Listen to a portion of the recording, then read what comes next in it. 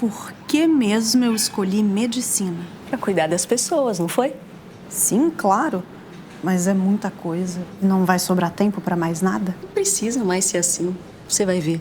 A Afya é o maior hub de educação e soluções digitais para médicos. Acompanhamos toda a sua jornada, do sonho à formação, da formação à prática, da prática à realização. Afya, viva o melhor da medicina. Olá a todos e a todas, eu sou Marina Felipe, sou repórter de ESG aqui da Exame e hoje eu recebo a Ana Bavon, que é CEO e Head de Estratégia da Be4People. A gente vai conversar um pouquinho sobre inclusão como ferramenta de empoderamento econômico. Ana, seja bem-vinda. Obrigada, Má. Prazer estar mais um ano aqui junto com vocês e com você, né? Conversando com esse tema que é tão caro pra gente. Prazer é meu. Ana, parceira nossa aqui há muitos anos, né? A gente vem falando de diversidade e inclusão e com tudo isso que a gente tem passado aí, saímos de uma pandemia, agora temos questões aí, enchentes no Rio Grande do Sul e o tema fica cada vez mais complexo, né, Ana? Então eu Exato, Má. Queria começar entendendo um pouco como que a gente pode trazer esse olhar de diversidade e inclusão para o cenário atual e o que isso significa quando a gente traz para esse recorte específico de inclusão produtiva, de empoderamento econômico, do que a gente está falando de fato? Sim, você falou, né? Faz muitos anos que a gente vem falando sobre esse tema e a gente vem alertando desde o princípio do quanto a velocidade, né, e as transformações sociais vão fazendo com que essa agenda se torne cada vez mais urgente, cada vez mais complexa. E eu lembro que a gente falava muito de mundo VUCA, de mundo BANI, e de como essas coisas todas convergiam para a gente poder entender o cerne da questão toda, né? Então, acho que é importante a gente pensar no momento atual como um momento crucial para a gente tomar uma decisão, né? O que a gente pretende quando a gente fala da agenda ESG, quando a gente fala da agenda de diversidade, equidade e inclusão nas organizações? Me parece, Má, que a gente vem de um contexto bastante superficial, quando a gente está olhando para o passado, em que a gente pensava a diversidade, equidade e inclusão como uma causa, quando a gente pensava a diversidade, equidade e inclusão como uma pauta ou uma bandeira a ser defendida. A gente evoluiu ao longo do tempo, percebendo que ela se tratava muito mais de uma estratégia conectada aos nossos negócios e aos nossos resultados, e aí eu acho que isso vai muito ao encontro disso que a gente tem como tema hoje, né, de uma inclusão que tem um impacto produtivo, um impacto socioeconômico muito grande. E a gente tem percebido atualmente que quando a gente fala de diversidade, equidade e inclusão, ESG, a gente está falando basicamente de uma agenda de impacto social conectadíssima aos direitos humanos e a preservação desses direitos humanos via corporativa e principalmente no ambiente de trabalho, né? Então, quando a gente pensa hoje na agenda de direitos humanos, a gente pensa na evolução de tudo isso, diversidade, equidade, inclusão e ESG, e a gente se apropria de um lugar que é o lugar estratégico de finalmente se colocar como protagonista. Digo nós, como executivos, como organizações, no sentido de eu tenho ferramentas capazes, né, de atuar para que a gente tenha uma mitigação dos impactos nefastos que a gente fez na natureza, por exemplo, o impacto socioambiental, e nós temos visto, principalmente agora no Brasil, com relação à questão de Porto Alegre, do Sul, onde a gente vê as pessoas vivenciando uma situação catastrófica, onde a gente sequer teve tempo de questionar as ações que não foram tomadas, mas que estavam ali, né, que foram alertadas, e a gente percebe que tudo isso se converge. Então, o que a gente tem hoje? A gente tem desastres climáticos e a gente tem o avanço de uma agenda ambiental que tem muitas urgências. Só que conectado a isso, a gente tem uma agenda social, porque nós estamos falando de imigrantes climáticos. Olha só, a gente tem falado de racismo ambiental, a gente tem falado de pessoas que vão precisar deixar suas cidades porque elas não vão ter condições de vida, né, em razão dessas catástrofes. A gente está falando de pessoas que vivem situações de vulnerabilidade em razão da sua capacidade socioeconômica e da sua etnia, por exemplo, pessoas que vivem em costas, em áreas ribeirinhas, à margem, em morros, em situações que são de risco constante. A gente está falando especificamente de uma população que tem cor, de uma população que é racializada, estou falando de indígenas, quilombolas, e isso tudo deságua no que a gente tem de governança. Então, é um trabalho de governança corporativa, é um trabalho de decisão ética que a liderança toma para se apropriar dessa agenda, entender e falar assim, olha, a minha organização, quando ela olha para a agenda de direitos humanos, e eu vou sempre usar essa palavra, direitos humanos, porque eu acho que é o grande guarda-chuva que tem ali diversidade, equidade e inclusão e ESG por dentro. Quando a gente olha para a agenda dos direitos humanos e a gente volta lá para o início da responsabilidade social corporativa, que no Brasil está na Constituição Federal, e quando a gente olha para empresas globais, está em todas as outras diretrizes positivadas pela lei, a gente entende que não é mais uma questão de opção, é uma questão de cumprimento legal.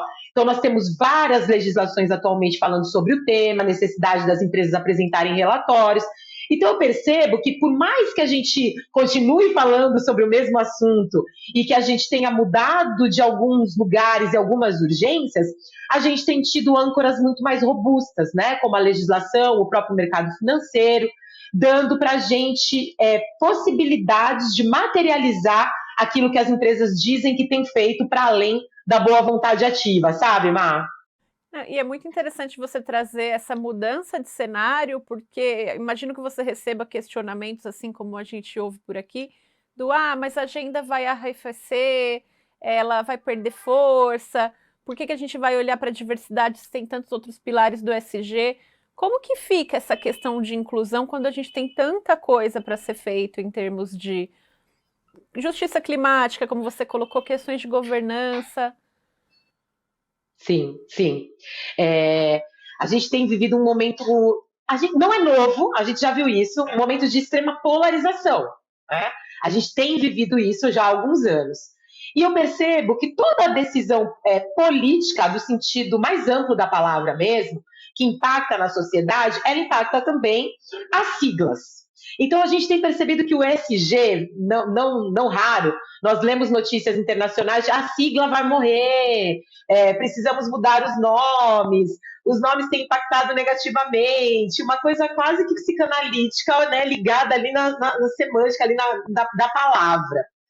E, ao mesmo tempo, a gente tem ouvido muito essa questão do calor sobre diversidade, equidade e inclusão. Eu percebo que a agenda ela tem perdido força.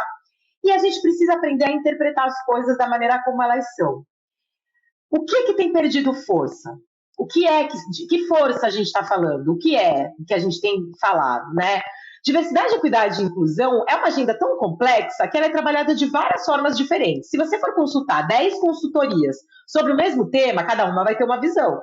Se a gente for pensar na forma como cada organização tem trabalhado diversidade, equidade e inclusão, você vai perceber que algumas têm trabalhado letramentos, outras têm trabalhado estratégias, outras têm escolhido o pilar de impacto no entorno, ao invés de olhar para os seus colaboradores. É uma agenda muito mais ampla do que a nossa simplicidade, quando a gente fala do tema, é capaz de alcançar. Então, o que eu tenho percebido muito, principalmente aqui dentro do lado da B4, que a gente está indo agora para o 6º ano, é que a agenda ela tem se tornado mais complexa, ela tem exigido mais players envolvidos dentro do ambiente corporativo. Então, a gente iniciou lá com a turma do RH, pensando muito em atração de talentos diversos, para tornar a empresa mais diversa, e aí eles colocaram um monte de gente diversa dentro das empresas e as pessoas começaram a ir embora, o turnover foi lá para cima, e aí eles já entenderam que não era mais só isso, que tinha alguma coisa a mais, e a gente começou a falar de pertencimento, de segurança psicológica, e foi se compreendendo que, de fato, a gente está falando de uma cultura organizacional. É uma cultura que precisa ser revisitada, é uma cultura que precisa ser revista, e para que ela aconteça de uma maneira que seja positiva para o business, para o negócio, e positiva para a sociedade, ela vai precisar enfrentar desafios que, de fato, são desafios muito complexos e que não vão acontecer do dia para a noite. Então, dizer que a agenda tem esfriado, diversidade, equidade e inclusão, talvez não seja a mesma coisa, que, né, talvez não seja a prioridade, talvez a gente não esteja olhando para a ESG da maneira como deveria, eu acho que é uma narrativa muito superficial, que, para mim, né, ao meu ver, demonstra um pouquinho de desconhecimento da profundidade da própria agenda. Porque quando a gente olha para empresas que estão mais maduras, ou seja, aquelas que já vêm trabalhando no tema antes da gente estar falando tanto da sigla ESG, a gente percebe que essas empresas elas já estão costurando estratégias muito mais robustas, muito mais complexas, que são elas que estão dando drive, na verdade, dos caminhos que as demais vão seguindo. Afinal, a gente tem um benchmark de mercado justamente para isso. Mas a boa notícia é que não vejo nem no médio prazo nenhum tipo de indício de que essa agenda ela vai se tornar uma agenda menos prioritária. Ela vai ser menos prioritária para aquelas empresas onde nunca deram prioridade a ela, por motivos desconhecidos dos mais variados, mas que em algum momento elas vão precisar olhar para isso. Afinal de contas, a gente vive numa cadeia de valor onde uns precisam dos outros. E se a gente não precisa dar conta para o consumidor, a gente precisa dar conta para o nosso cliente. Então, a gente tem muitos stakeholders envolvidos. E mesmo empresas de pequeno porte, médio porte, ou de apenas atuação nacional, elas têm possibilidades de atuar na agenda e elas vão ser demandadas por isso. Então, a agenda continua muito forte, muito firme. Talvez o compromisso das pessoas que talvez possa não ser tão importante como deveria. E aí você citou aquelas que estão fazendo bem, né? Que já estão ditando a agenda de alguma forma.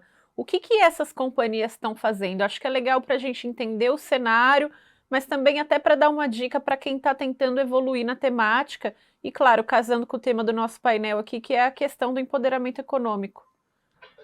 Sim, excelente. Nós temos visto uma variada gama de ações que as empresas têm implementado nas suas organizações, e eu vou tentar dividir essas ações em 3 eixos, que basicamente são os eixos que nós trabalhamos na Before People e é onde a gente consegue ter uma visão mais sistematizada do que as organizações têm feito e que podem fazer. A gente divide essa agenda de direitos humanos em pessoas, negócios e risco. Então, quando a gente olha para esse pilar de pessoas, por exemplo, a gente percebe que as empresas que têm tido o maior sucesso são aquelas que olham para a integralidade da experiência do colaborador dentro da organização, ou seja, não apenas o acesso, mas o caminho de ascensão, o caminho de desenvolvimento, o caminho de sentimento de pertencimento conectado com uma segurança psicológica que faz com que essa empresa, essa equipe tenha uma maior inovação. Então, todo esse contexto ligado ao colabor, ele é enxergado de maneira integrativa. Então, as empresas, elas promovem capacitações, elas promovem desenvolvimento, elas têm interesse em manter aquele colaborador ali, eles olham de forma holística para a questão da saúde mental, ou seja, eles entendem o colaborador como uma pessoa na sua especificidade, e não como uma massa homogênea, como se todas as pessoas fossem iguais, dependessem das mesmas coisas. Revisão de política de benefícios é algo que tem acontecido muito, então sair daquele lugar de olhar para aquele benefício básico que a gente tem nas empresas há anos, mas entender que a necessidade do mundo mudou, o fato de nós sermos empresas hoje que atuamos de forma híbrida também fez com que essa necessidade do colaborador mudasse. Então, olhando para o pilar desenvolvimento humano, olhando para o pilar desenvolvimento educacional, então fornecimento de educação, flexibilização de jornadas de trabalho, compreender que as pessoas não produzem igual, na mesma quantidade de horas, ao mesmo tempo e no mesmo lugar, que a gente chama de smart working, né? Entender que as pessoas, principalmente aquelas que são cuidadoras ou que exercem a parentalidade, elas precisam de um benefício que seja diferenciado daquelas que ainda não. Então, empresas que fazem programas, que conseguem colocar KPIs objetivos, que conseguem desenhar objetivos tangíveis, mensuráveis, que possam ser materializados em relatórios, essas empresas elas já estão lá na frente quando a gente está falando da agenda de pessoas. Mas não só isso, elas extrapolam as pessoas que estão dentro da corporação, então elas vão olhar para o entorno.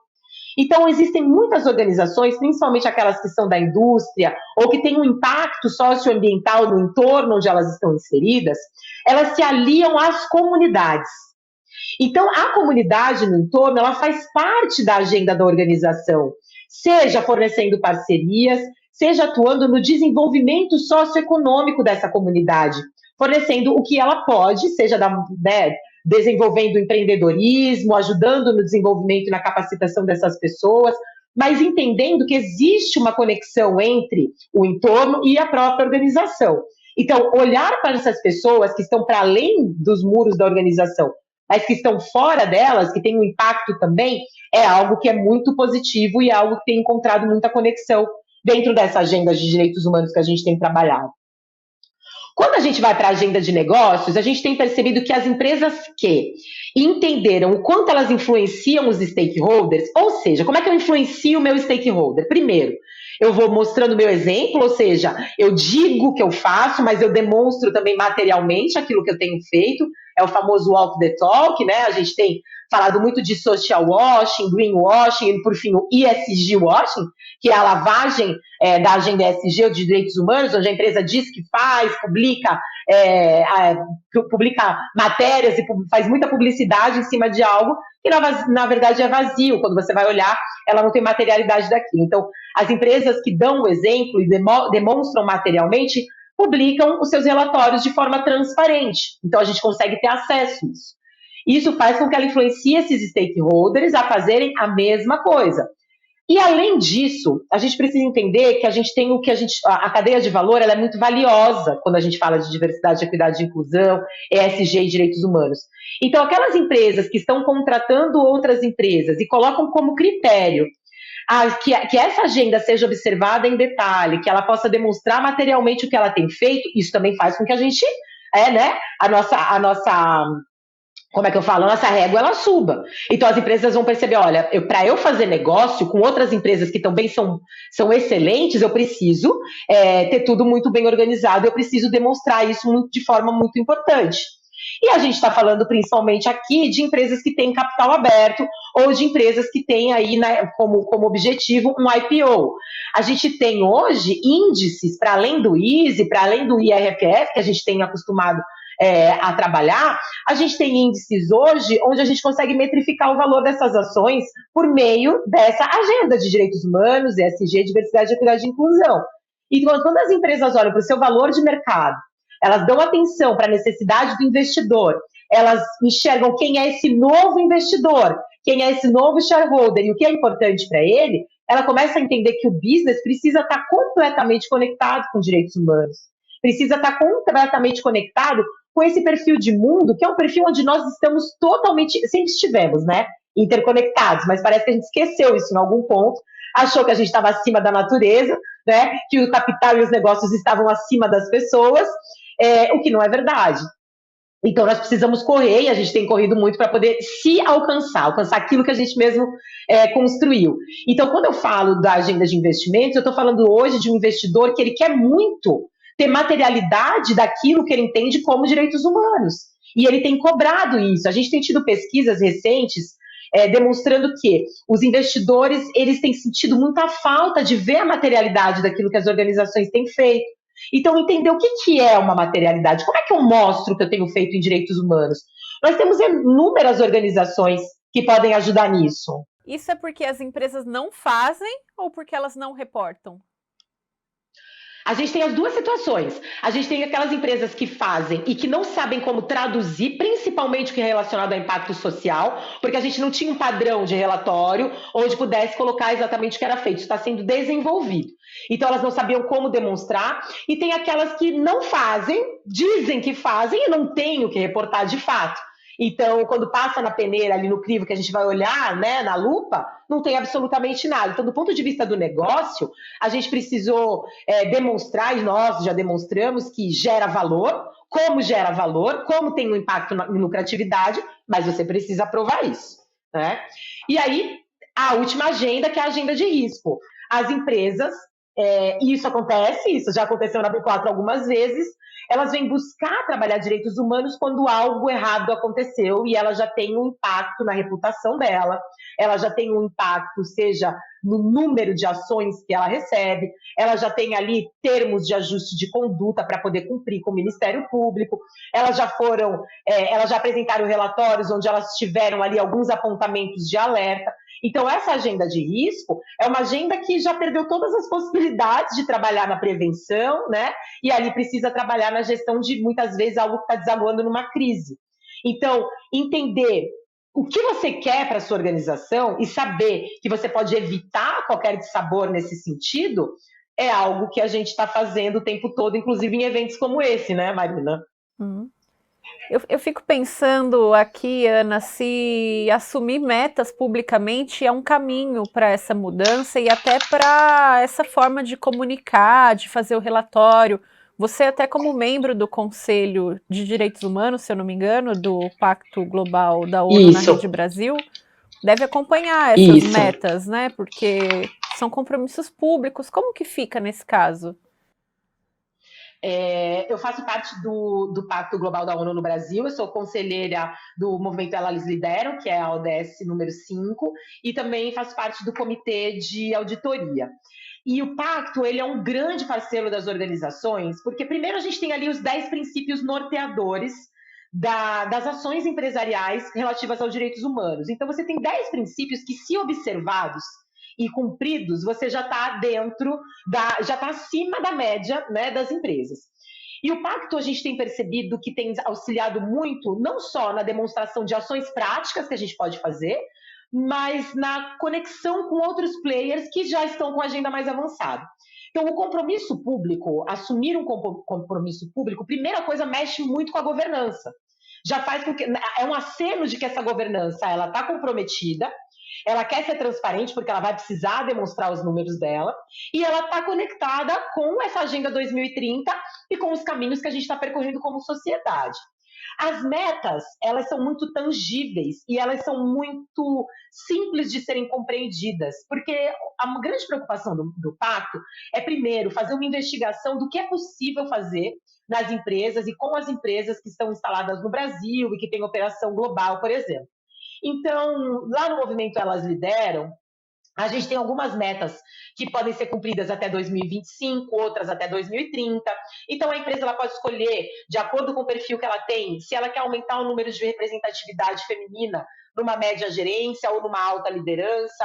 A gente ajuda as empresas a compreenderem o que é essa alta liderança, como é que a gente define uma alta liderança, como é que a gente faz para ter um pipeline de sucessão que seja um pipeline que coloque os melhores talentos no lugar onde ela deve estar, que é no topo da organização. Então, assumir compromissos públicos já demonstra que essa empresa ela está conectada com a materialidade daquilo que ela quer fazer. Ela vai conseguir demonstrar.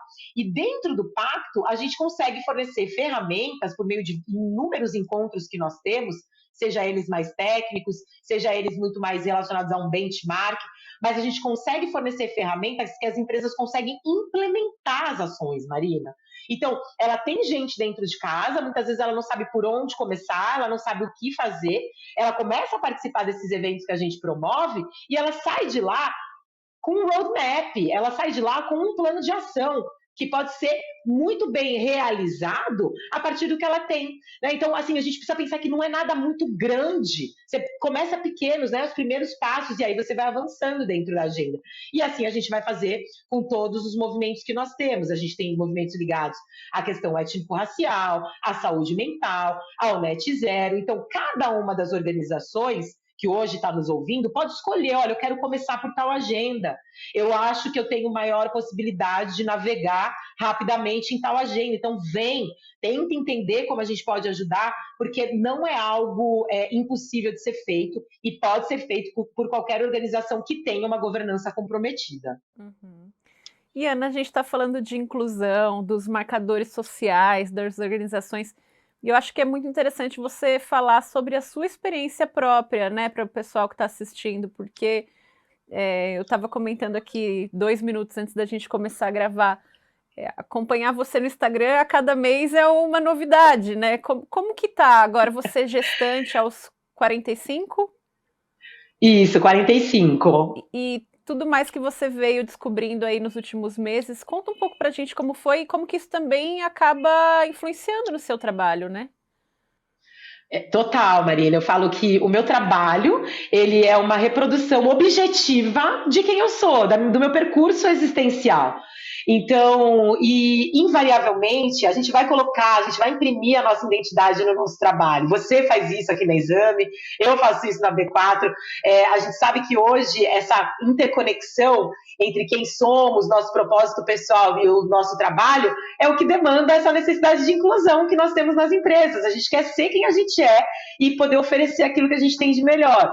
Então, acho que o que você tem dito, Mar, das novidades que eu tenho trazido aí para o mundo, primeiro, eu sou uma mulher de 45 anos, negra, à frente da sua própria empresa. Isso aqui já é completamente disruptivo quando a gente está falando do Brasil, e principalmente uma empresa de 6 anos que gera valor e que tem clientes tão importantes no mercado, né? Eu costumo dizer, eu não tive padrinho, eu não tive madrinha, a única coisa que eu tive foi uma vontade muito grande de fazer parte dessa transformação social. Mas essa vontade, ela não veio de lugar nenhum, né? Essa vontade, ela veio do meu próprio sentimento de inadequação nos ambientes por onde eu passei. Eu sempre fui uma advogada atuante no contencioso de massa, contencioso estratégico, trabalhando muito na agenda de pessoas, principalmente quando eu encerrei minha carreira dentro desse ambiente jurídico, trabalhando com o direito do trabalho, tentando ainda trabalhar nessa agenda, mas sempre foi algo muito difícil para mim, performar no mesmo horário das outras pessoas, e eu nunca soube exatamente o motivo. Até que eu resolvi empreender, criei minha própria empresa e o mundo se abriu. Falei, não, é isso aqui que eu quero, é dessa forma, nesse horário. E eu nunca investiguei exatamente os porquês. Apenas esse sentimento de adequação. E ao longo do tempo, a gente vai se autoconhecendo por meios variados, análise e tudo mais. E foi quando eu tive o meu diagnóstico de autismo. Então, eu sou uma pessoa neuroatípica, que não tinha conhecimento da neuroatipia, porque a gente nunca teve tanta informação a respeito disso, principalmente quando você é uma criança nos anos 80, então quem foi uma criança nos anos 80 sabe o quanto essas informações eram escassas, mas quanto mais a gente tem de informação, quanto mais publicidade, e quanto mais você se sente à vontade dentro do seu corpo, dentro da sua complexidade, de ser quem você é, e falar, não, mas eu achei que todo mundo pensava 300 por hora, por minuto. Não, querida, isso é você. Eu achei que todo mundo tinha esse pensamento. Não, isso é você. Então foi quando eu recebi meu diagnóstico de autismo, com nível 1 de suporte, muito relacionado ao impacto nas minhas relações sociais, e o de superdotação relacionado à resolução de problemas complexos e liderança, além do TDAH. Então, foi uma descoberta muito importante na minha vida, porque eu pude compreender principalmente os meus sentimentos de inadequação dentro de um trabalho muito formal, e as questões relacionais, que sempre foram muito, muito curiosas para mim, mas entender também por que eu conseguia ter uma noção um pouco mais sistematizada de todo o movimento corporativo, por exemplo. É porque a minha mente, ela pensa de forma integral, ela não consegue desconectar. Então, tudo é uma grande conexão. Então, tudo isso me deu uma grande tranquilidade e me trouxe ainda mais um sentimento de pertencimento e de confiabilidade naquilo que eu enxergava.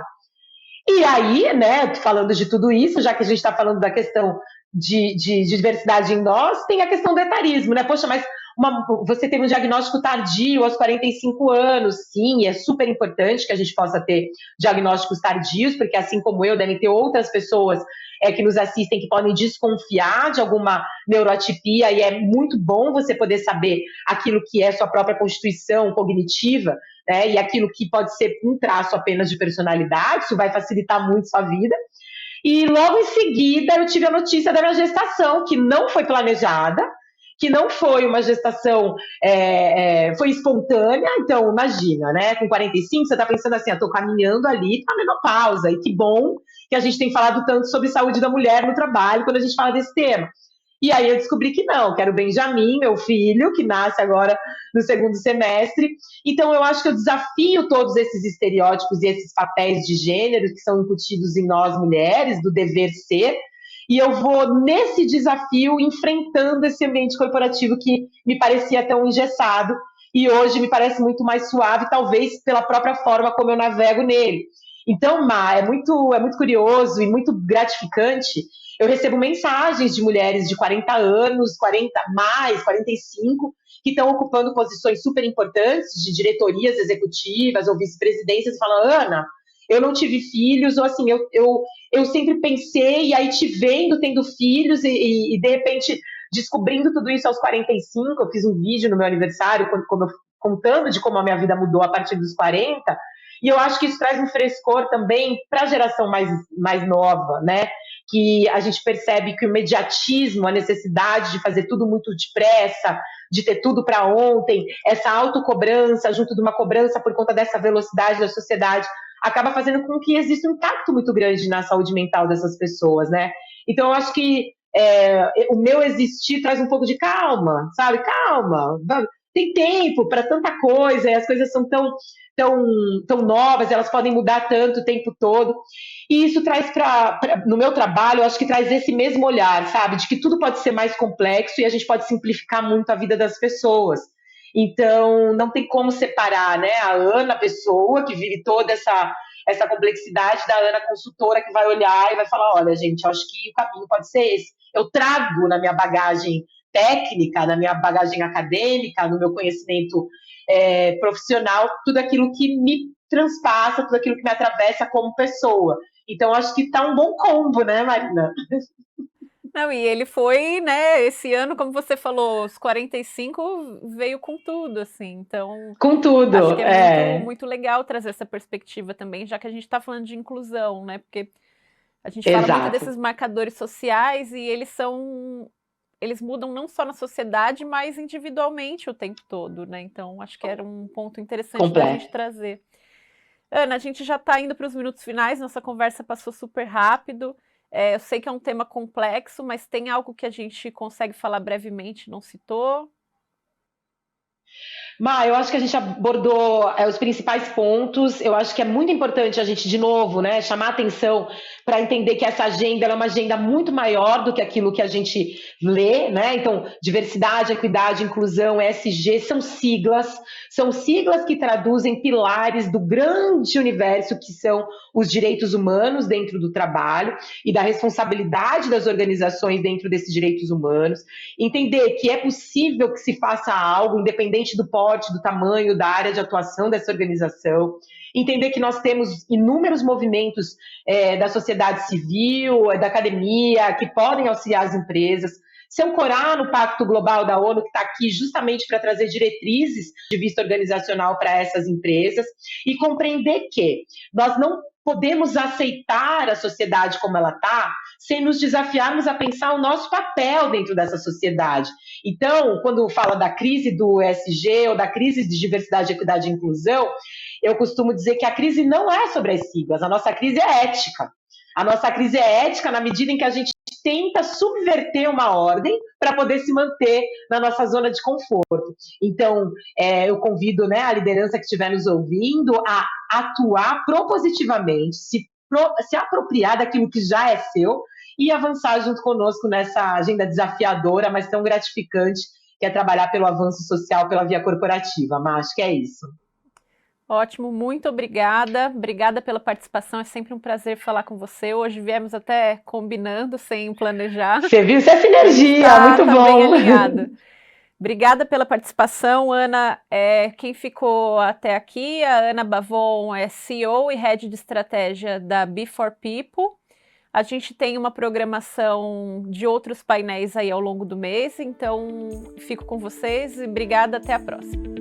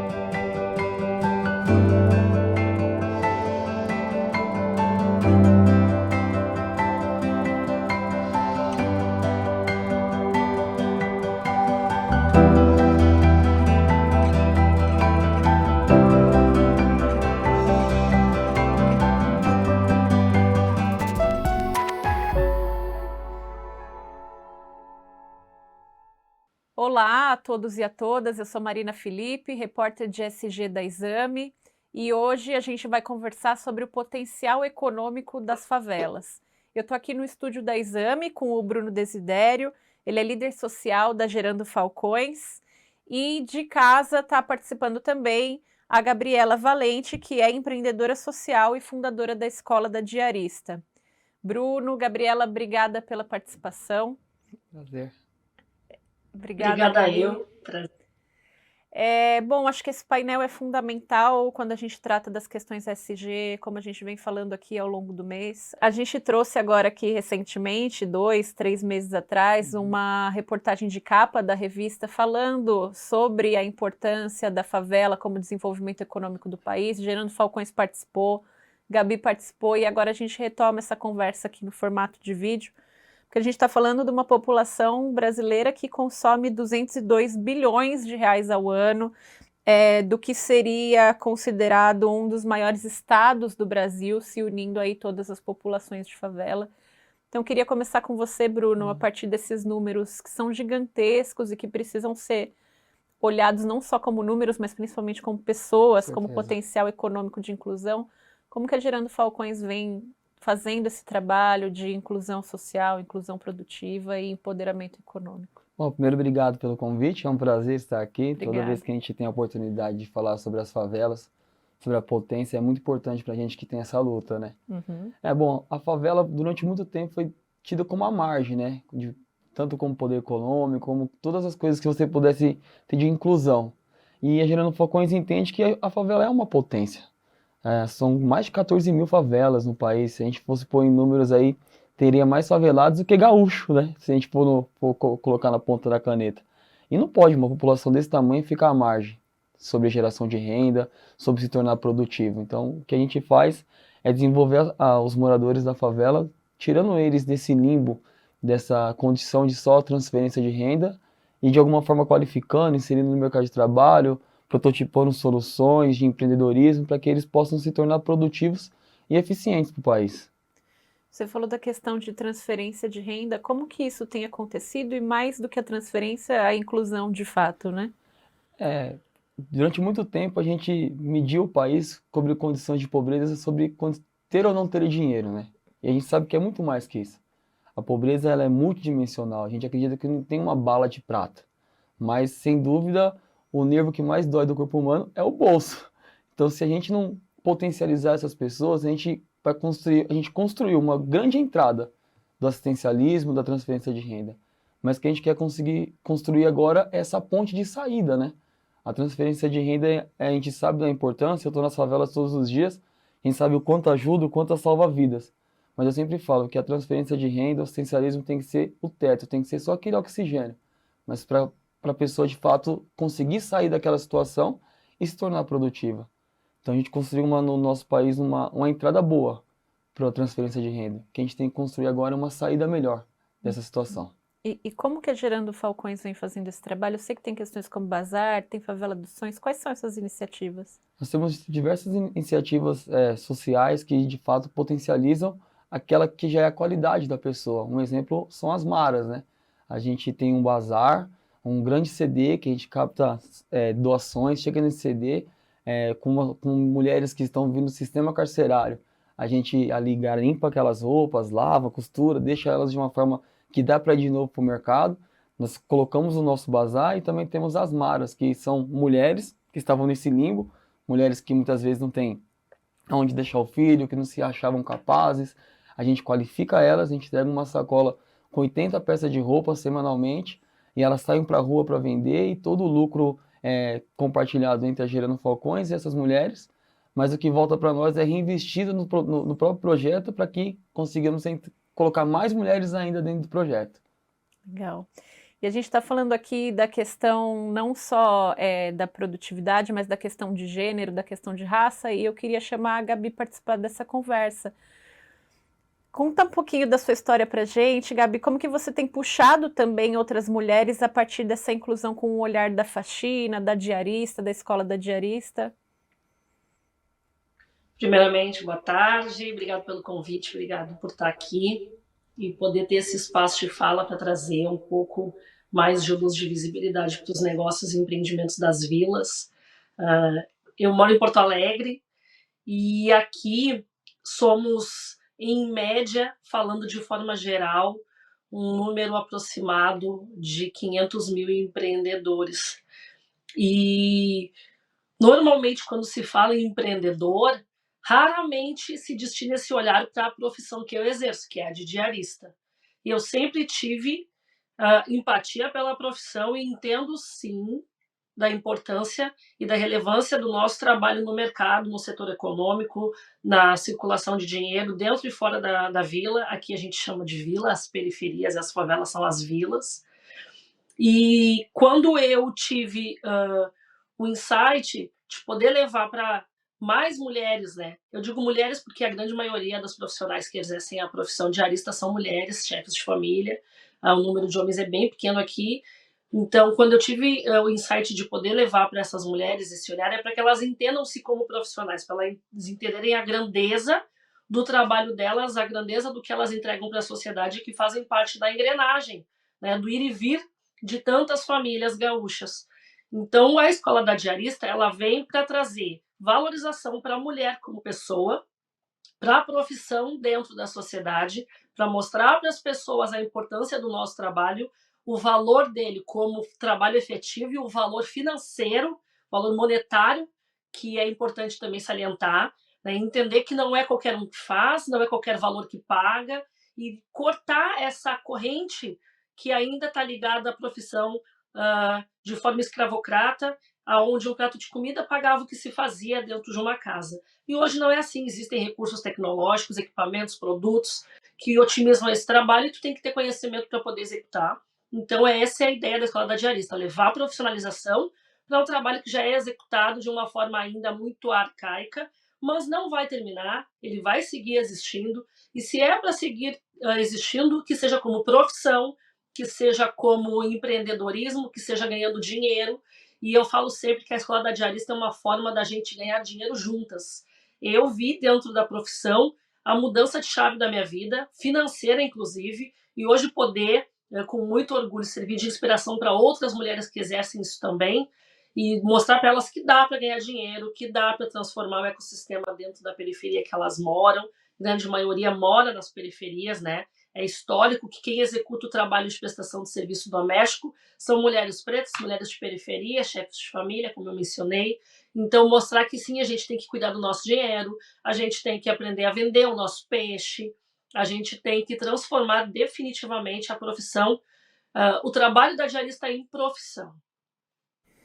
E não dá para a gente não falar agora da questão do Rio Grande do Sul, com as questões de enchentes, de tragédia, tudo isso que você está passando por aí. Eu tenho visto nas suas redes sociais, Gabi, como você está correndo todos os dias para ajudar as famílias de diversas formas, inclusive com a sua profissão, né? Conta pra gente um pouco do projeto que você lançou agora nesse momento e como que isso pode impactar todas essas mulheres que você comentou. Perfeito.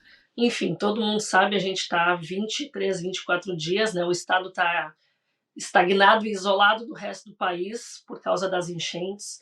E, obviamente, não teve quem não foi afetado, seja de forma direta ou indireta. E estudos feitos internamente aqui mostram que a grande maioria dos afetados são os mais pobres, né? São as pessoas que estão à margem das cidades. Eu moro num bairro de periferia, né? E aqui, obviamente, quando a água entra na casa, tu não tem mais casa. É uma casa com uma estrutura de madeira e não é limpa se a vida volta, né? Precisa-se de um novo lar. E, da mesma forma, o empreendedorismo de periferia foi afetado de uma forma mais pungente, infelizmente. Num bairro mais central, a água ela já foi retirada, existe uma comoção social, uma comoção nas redes para reestruturar esse negócio. Mas, na contrapartida, tem bairros aqui na cidade que estão debaixo d'água há 20 dias. E como está esse empreendedor que está com o seu negócio parado há 20 dias? Né? Como ele volta? Como ele se reergue? Então, isso também acontece para nós diaristas. Nosso trabalho parou. Nosso trabalho parou porque os nossos clientes são as pessoas que também sofreram com a enchente. E como essa diarista se reestrutura? E a gente só quer o óbvio, a gente só quer voltar a trabalhar, a gente só quer restaurar a nossa dignidade como profissional. O projeto do Movimento Ajuda Diarista é trazer esse olhar empático para as profissionais, né? Muitas estão em abrigos e não tem nenhuma casa nesse momento para ter para onde voltar. E como voltar a trabalhar? Como voltar a gerir renda para dentro da sua casa para pensar em reconstruir a sua vida de novo? Elas estão sozinhas, mas isso que eu já venho fazendo há muito tempo, ela ganhou um motivador maior. A minha casa ela não foi atingida, né? Os meus filhos estão bem, está tudo certo, graças a Deus, mas eu tenho esse olhar de, e se fosse comigo, como eu agiria, como eu ia querer que as pessoas olhassem para mim, com que olhar eu ia querer? De pena? Não, de tô contigo e vamos, tu não tá sozinha. O movimento ele tá aí para isso, né? Ele vai gerar impacto direto nas próprias famílias, ele vai ajudar a movimentar a economia, porque essa diarista voltando a trabalhar, voltando a ter a sua renda, ela ajuda a movimentar a economia, que é o que o Estado precisa para se reerguer nesse momento, né? Ela restaura a dignidade. O movimento ele busca trazer esse auxílio momentâneo, não é só um band-aid, não é só agora, mas é algo que vai reverberar a longo prazo, para que ela consiga ter, nesse primeiro momento, alimento para si, para suas famílias, né? Ter os equipamentos que se perderam na enchente e poder ter, junto com a escola da diarista, um novo conhecimento e trazer para essa diarista que não enxergava com esse olhar empreendedor o que ela faz, trazer isso, né? Trazer a educação financeira. É muito importante no momento de crise a gente ter essa administração do dinheiro que entra e do dinheiro que sai. E essa é uma demanda do empreendedor de vila, né? Controlar o seu dinheiro, separar o dinheiro que é da empresa, o que é seu, fazer uma reserva de oportunidade ou de emergência. Isso não acontece. E ninguém imaginou que isso fosse estar acontecendo aqui. Depois da Covid, quem é que jamais imaginou vai ter alguma catástrofe que vai parar a vida do Estado por 1 mês, 2, 3? Ninguém jamais imaginou que isso fosse acontecer. Então a gente não tem que ter essa reserva de dinheiro pensando apenas em coisas negativas, mas em oportunidades também. Vai aparecer um curso, eu tenho como investir. Um equipamento que eu preciso para o meu negócio, eu tenho como investir, porque eu tenho esse dinheiro, porque eu tenho essa reserva. Então, também quero trabalhar muito com essas mulheres com uma oportunidade de conhecimento gratuita para que elas entendam realmente do que a gente está falando. Elas sim são donas do próprio negócio delas. Quando elas são diaristas, são donas do ir e vir delas, elas coordenam esse negócio. Mas tem que fazer isso de forma inteligente, né, de forma responsável, para que elas não pereçam em momentos como esses que a gente está vivendo. E tem um ponto muito interessante do que você trouxe, Gabi, e que o Bruno trouxe também, que é justamente a questão do longo prazo. Como que vocês têm olhado para que as empresas, as organizações, quem está junto com a Gerando Falcões, saia do assistencialismo imediato mesmo e tenha projetos mais perenes, tenha um resultado de impacto social de fato? Esse é o intuito, né? Que a gente pare de olhar o hoje, que é importante, mas que a gente olhe a saída nessa situação. Porque senão daqui 20 anos nós vamos estar no mesmo lugar falando dos mesmos problemas e das mesmas dificuldades. A gente entende que a favela é um polo produtivo, mas ela tem que ser vista como tal. Então, quando você pensar em favelas e periferias, tem que pensar em pessoas que são, sim, dedicadas, que querem se qualificar, que querem estar no mercado de trabalho.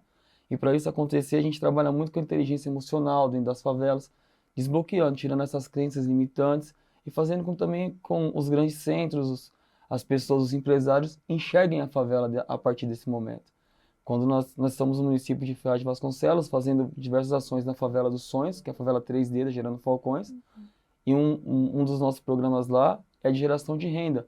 A gente assinou um pacto de inclusão econômica com o município, com 15 empresas, que olham para as favelas e nos dão vagas de emprego para que esses moradores possam acessar e sair dessa estagnação, né, de transferência de renda.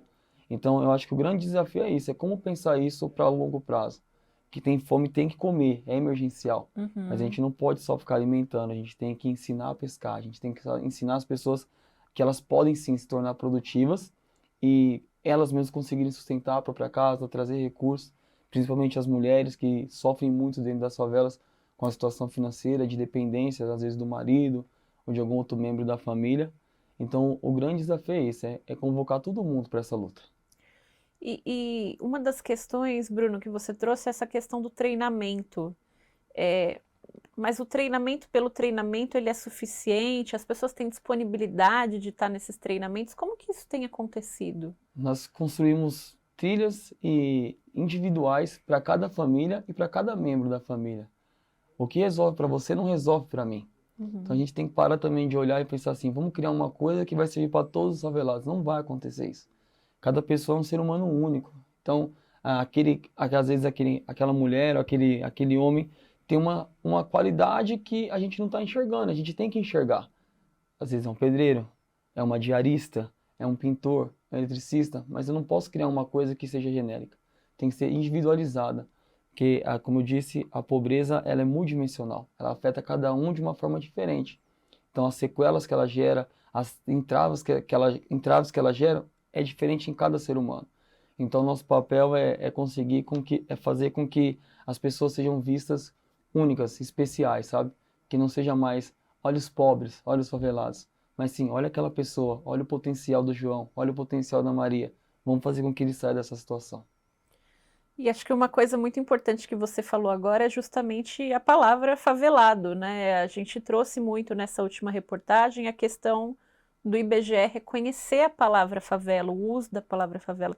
Por que é tão importante esse reconhecimento do termo, da existência, dos espaços, para pensar em empoderamento econômico do país? Esse é um princípio, a gente tem que parar de gourmetizar, né? De deixar tudo bonitinho que não é. Favela. A favela, mas também tem que ser entendida como potência, como um polo produtivo. A gente tem que parar de associar o nome favela com escassez, com violência, mas sim como um polo produtivo. O termo favela é um patrimônio do nosso país. Onde você vai lá fora, as pessoas reconhecem como favela. E aqui muitas vezes a gente quer esconder isso. E quando mais você esconde, mais as pessoas param de ser vistas, né? Então quando a gente começou a Girando Falcões há 12 anos atrás, o nosso intuito era levar acesso ao esporte e cultura. Eu sou ex-atleta profissional de futebol e futebol foi a ferramenta que Deus escolheu para mudar a minha vida. Mas a gente entendeu que nem todos os meninos e meninas iriam virar jogador ou virar ator, alguma coisa nesse sentido. Então a gente decidiu qualificar, decidiu ensinar a empreender, a colocar no mercado de trabalho real que essas pessoas podem alcançar. E hoje nós temos um trabalho incrível dentro das favelas de geração de renda, de tirar de fato as famílias desse nível da escassez. Na favela dos Sonhos, por exemplo, a favela que eu atuo diretamente, quando a gente chegou lá, a gente tinha 72% de taxa de desemprego. Com muita luta, com muitos parceiros que nos ajudaram, com esse pacto de inclusão econômica, a gente chegou a fazer com que a fila ficasse em 5% de desemprego. Foram mais de 170 famílias empregadas, que deixaram de ser improdutivas e passaram a gerar renda. Então, o trabalho é sistêmico, sabe? Como que foi possível mudar tanto essa taxa? Com a ajuda do poder público, com a ajuda do primeiro setor, com a ajuda de todo mundo que quis olhar para isso e com essa nossa forma de fazer, de dentro para fora, de baixo para cima. Então, eu sou um empreendedor social, mas eu não fico sentado na minha sala do ar-condicionado tentando produzir solução. Eu estou lá com eles, estou prototipando com eles. Então, tudo a gente faz oficina de participação social. Tudo que a gente vai levar para a favela, a gente pergunta se é isso que eles querem, porque a gente gera interesse. Não adianta eu criar uma coisa e despejar lá, que não vai ter a comoção, não vai ter o engajamento. Agora, quando você cria junto, você é dono, você tem propriedade daquilo. Um exemplo, a gente revitalizou uma favela inteira. Como que a gente revitalizava? A gente contratava, sim, o construtor, mas o construtor tinha que contratar os pedreiros da própria favela, tinha que contratar as mulheres da própria favela. Então você gira a economia local, você traz potência para a favela e você desbloqueia aquela família daquele lugar de só doação, daquele lugar de eu não posso. O Paulo Rogério, que é um empreendedor social também da Bahia, não sei se você conhece, ele fala muito dessa questão, ele estudou nos Estados Unidos e traz essa questão de como a população negra americana compra das próprias pessoas negras, quanto que isso não acontece ainda no Brasil, né? Teve uma transformação cultural quando você fala para o cara que ele precisa contratar alguém que está ali do lado dele? Como que é esse processo? Com certeza, porque você gera um valor que é inestimável, né? Porque você gira a economia local, por exemplo, na pandemia mesmo, que foi citado. A gente fez aqui no nosso cartão Cesta Básica Digital. A gente entregava um cartão para as famílias com R$150 durante 3 meses, para ela poder se alimentar. E uma das coisas que a gente pedia era compra do pequeno, porque o pequeno é o empregador do pai do nosso outro aluno. Então você faz girar aquela economia local e faz com que a riqueza circule ali e não vá só para fora. Então, quando a gente ajuda alguma família a empreender, a gente comunica a favela inteira que tem mais uma família empreendendo, que agora ela presta esse serviço. Que às vezes vai buscar uma coisa lá fora que tem aqui dentro. E você qualifica. Então, exemplo, a gente qualificou, acho que 10 pessoas em fazer pavimentação, aqueles com broquete. E depois, com essa qualificação, eles aprenderam na favela deles, eles arrumaram a favela deles e depois eles conseguiram se inserir no mercado através dessa qualificação. Então, você faz um giro de economia local e de conhecimento que não tem como a gente mensurar. Eu queria trazer a Gabi de novo para comentar 2 pontos aqui que a gente falou, que a Gabi também trouxe na fala e acho que é legal reforçar. Essa questão da economia dentro da própria favela, da vila, como você chama, Gabi, e também a questão do empoderamento das pessoas no sentido de ter essa consciência da questão financeira, de como administrar o dinheiro, da questão emocional que você comentou anteriormente. Como juntar todos esses aspectos e como que você tem feito isso para as mulheres que trabalham aí com você na Escola da Diarista? Perfeito. A estrutura dos negócios, dos empreendimentos da vila, eles funcionam de uma forma diferente, porque normalmente a gente não tem aquele recurso base ou alguém disposto a investir no teu negócio, ou nasce uma ideia, nasce um empreendedor com um aporte de 3 zeros, né? Então aqui a coragem para se manter de pé, a criatividade, ela é o que faz o negócio se manter. Então foge de tudo isso a parte do cuidado com a grana, né? Porque tu não tem, às vezes tu pega um emprestado com alguém, ou tu tira de algum dinheiro, tu pede demissão do teu emprego, pega essa rescisão para iniciar o teu negócio, tu não tem um cuidado e um controle com esse dinheiro. E na hora de situações como essa que a gente está vivendo aqui, isso faz toda a diferença, esse conhecimento, né, esse cuidado com a grana, e é isso uma coisa que eu trabalho muito aqui. O circular dinheiro é um movimento que, aqui na Restinga, é um bairro muito populoso, né? Estou falando de um bairro de mais de 150 mil moradores. E existe um movimento interno muito forte de compre do empreendedor do teu bairro, para poder fazer, não precisa ir ao centro buscar uma roupa que tem aqui, comprar um bolo de uma confeitaria de outro bairro, se tem confeiteiras maravilhosas aqui, buscar serviços de forma geral que tu tem aqui dentro. A ideia é sempre fazer movimentar essa economia e circular esse dinheiro aqui dentro, mas que o empreendedor também entenda, em contrapartida, a importância dele manter esse negócio dele de forma saudável, para não cair em derrocada numa situação atípica como a da enchente que está assolando o nosso estado.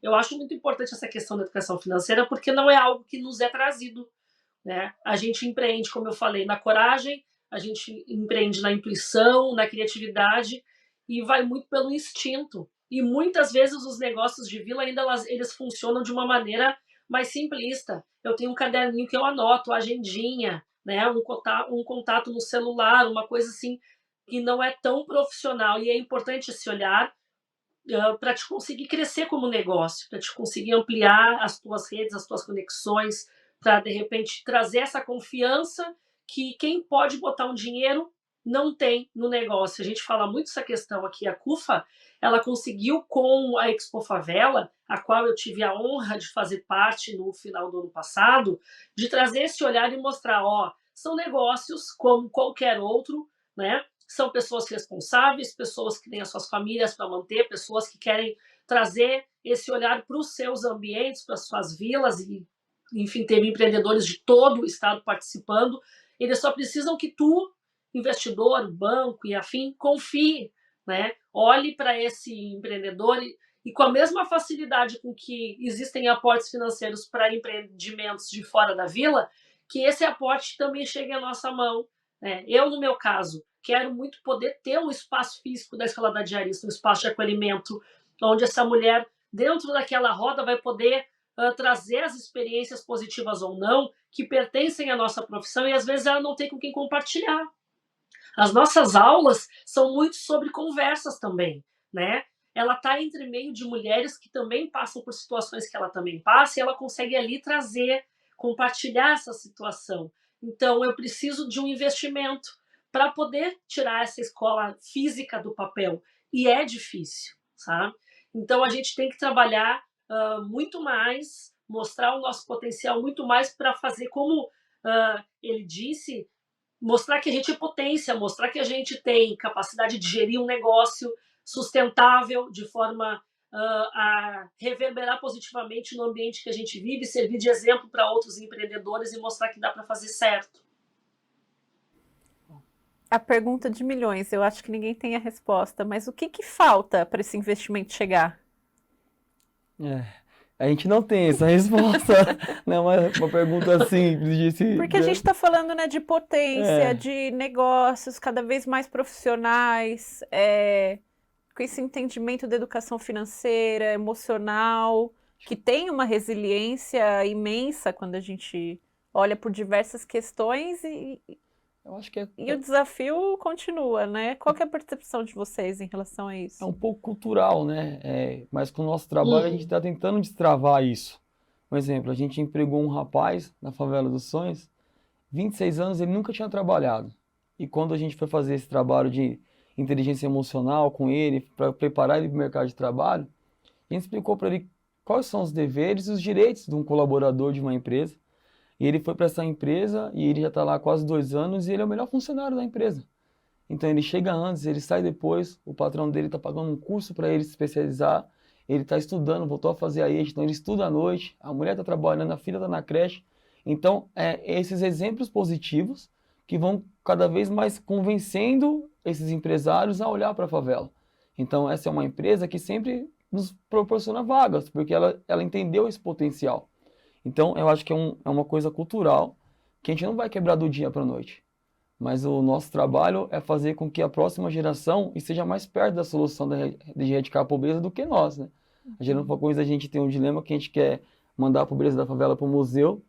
A gente tem um ditado, né? Que a gente quer mandar a pobreza da favela para o museu antes de Marte ser colonizada.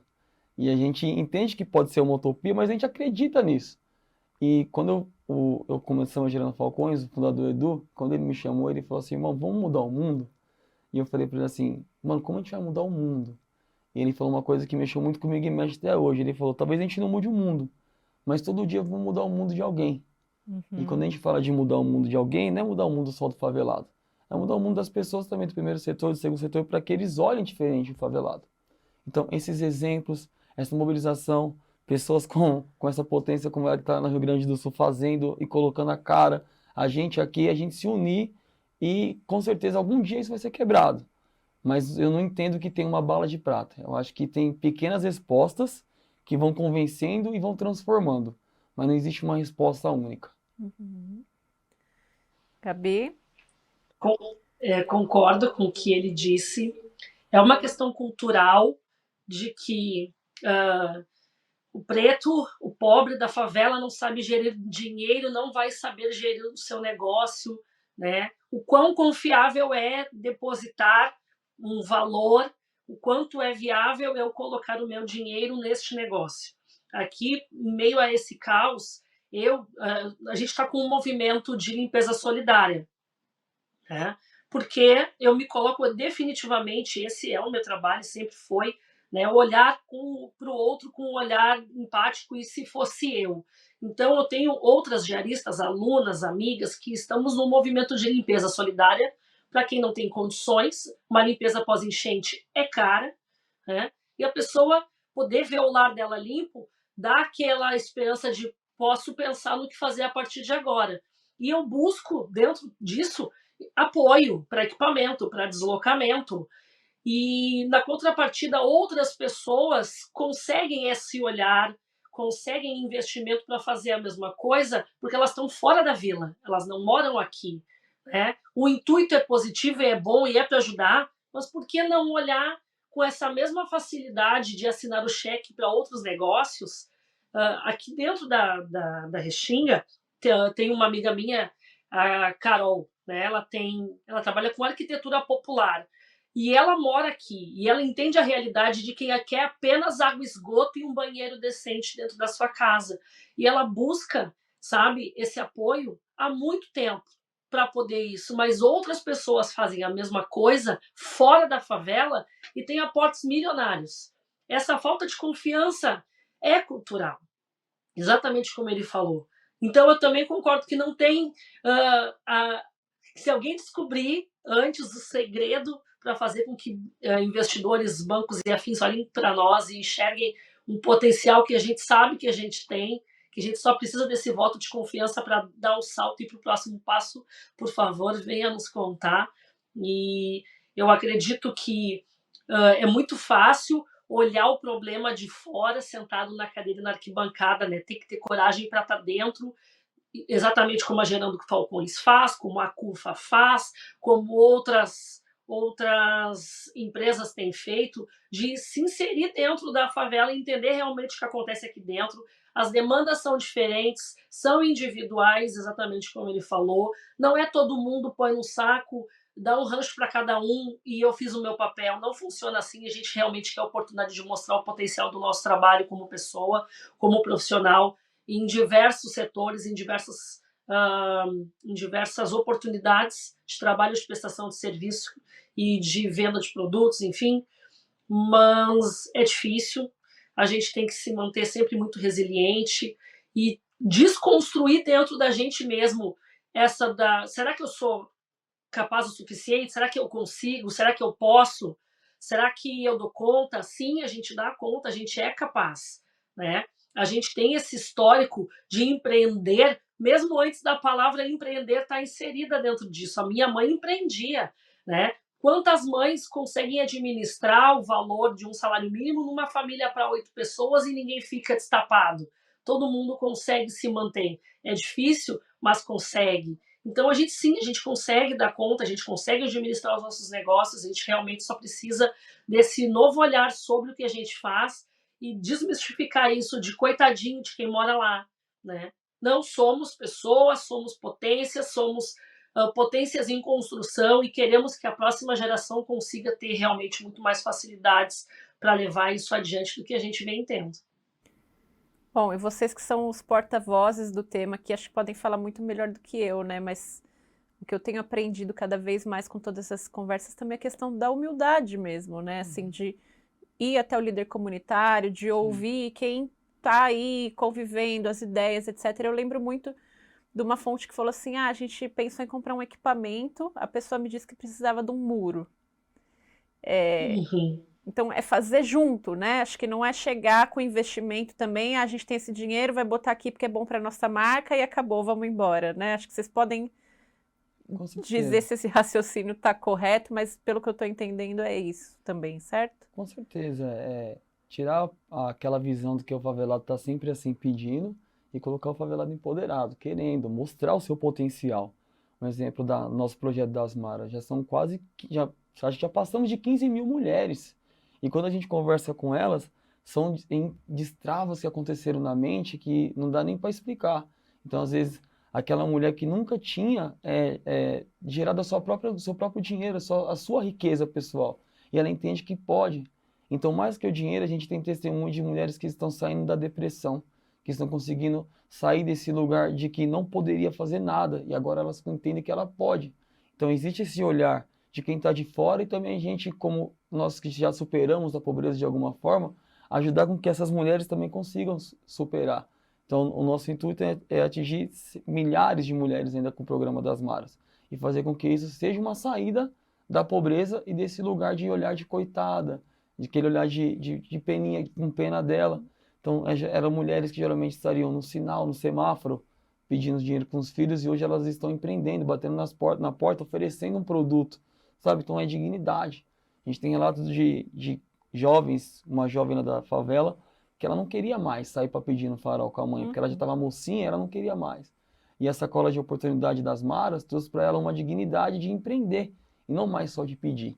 Então, é cultural, a gente está trabalhando para que isso pare, que isso não aconteça mais, e programas como o seu é muito importante para a gente. Que isso, Porque pra mais- gente que é importante vocês mais- estarem aqui e compartilhar tudo isso. Mais pessoas conseguem ver, conseguem enxergar e conseguem nos ver como potência, e não como pobres coitados.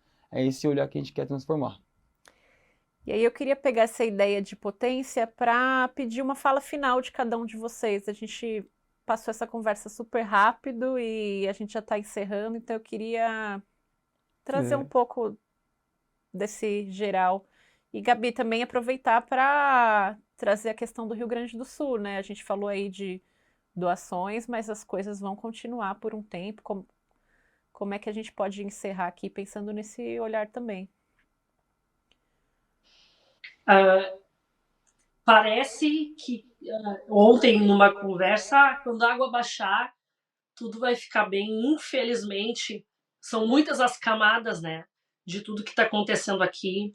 Tem a água baixar, tem a chuva diminuir, tem a reestruturação das famílias, tem o fator psicológico, que eu acho que não tem quem não foi afetado, quem conhece alguém que perdeu tudo, um vizinho, um amigo, um parente, e as pessoas estão numa corrente de solidariedade muito bonita. O Brasil todo ontem teve, né, um evento esportivo onde buscou se trazer esse olhar, buscar doações, mas muito mais do que as doações, eu acredito que realmente entender o que está acontecendo aqui, ser solidário de uma forma real, não apenas fazer o Pix e fiz a minha parte com o Rio Grande do Sul, né?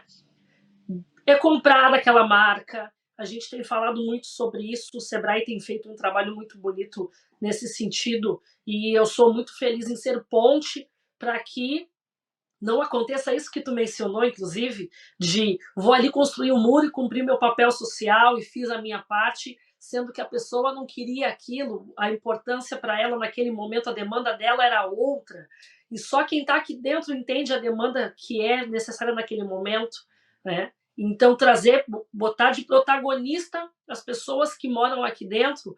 Então, é comprar do pequeno, é não cancelar os seus pedidos feitos aqui, entender que o correio está com uma outra demanda e que vai ficar difícil, mas entender que aquele sinal que tu pagou do teu pedido, do teu produto, é importante para aquela pessoa se manter nesse momento, né? A empatia como base verdadeira para a gente conseguir se reerguer aqui.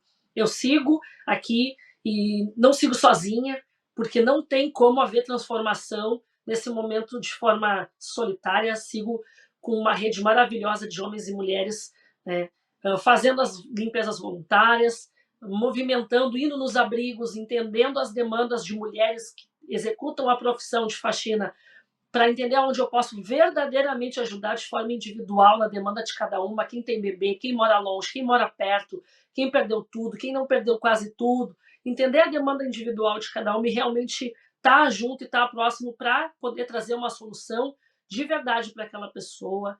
Então, refazendo a fala dele, a importância de espaços como esse que a revista Exame e que tu, na tua pessoa, Marina, está nos dando, a oportunidade de estar na revista e falar do que a gente faz e trazer esse olhar de empresário, esse olhar de negócio, é muito importante para que as pessoas realmente consigam mudar a perspectiva que tem sobre quem executa o trabalho, sobre a pessoa, sobre o negócio dela dentro das vilas.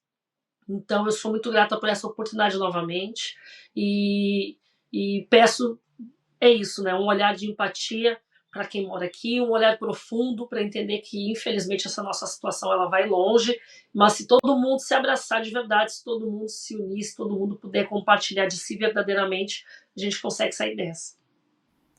Bruno? Bom, combater a pobreza é uma missão que Deus colocou na minha vida, e falar sobre isso é um propósito que eu tenho para que mais pessoas se engajem nessa luta, né? Uhum. E sempre quando eu tenho a oportunidade, eu sempre falo que ninguém tem tão pouco que não pode compartilhar. Só que eu entendo também muitas vezes a resistência, às vezes entender aonde você vai ajudar, se é um lugar sério, mas que nós da Jerônimo Falcões somos um ecossistema de transformação social com mais de 2.000 líderes espalhados pelo país.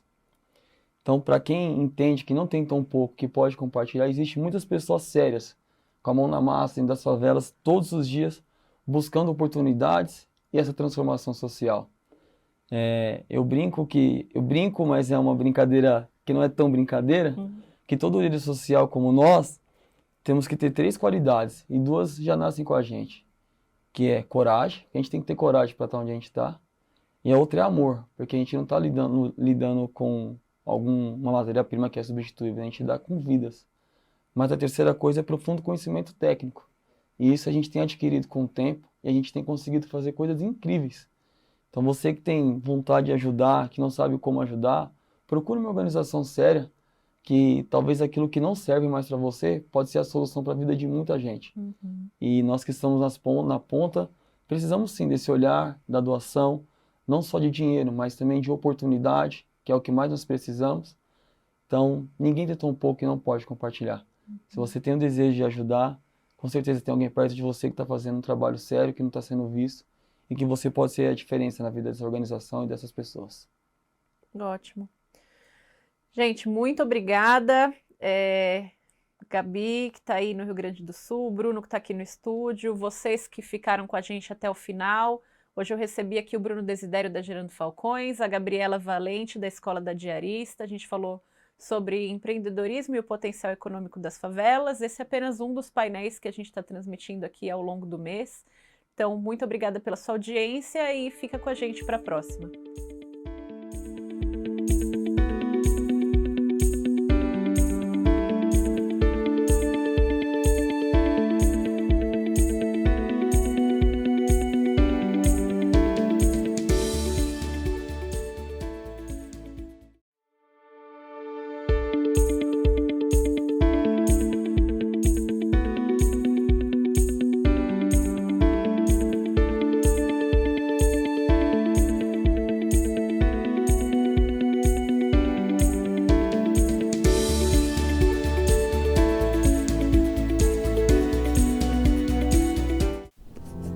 Os primeiros rascunhos não bastam.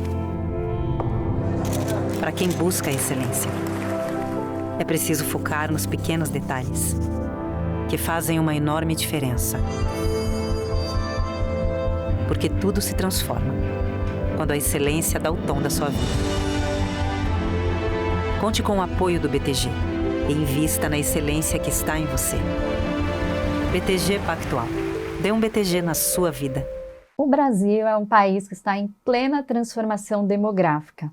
Segundo o último censo, o nosso país está envelhecendo. Todos nós estamos. A taxa de natalidade caiu e a população mais velha tem crescido cada vez mais. A gente vive mais, a gente trabalha mais, a gente estuda mais. E por que que isso não é exatamente ainda uma boa notícia? Nos últimos tempos, nós escutamos muito falar sobre etarismo, economia prateada, ageless, uma série de temas que remetem à longevidade, à maturidade.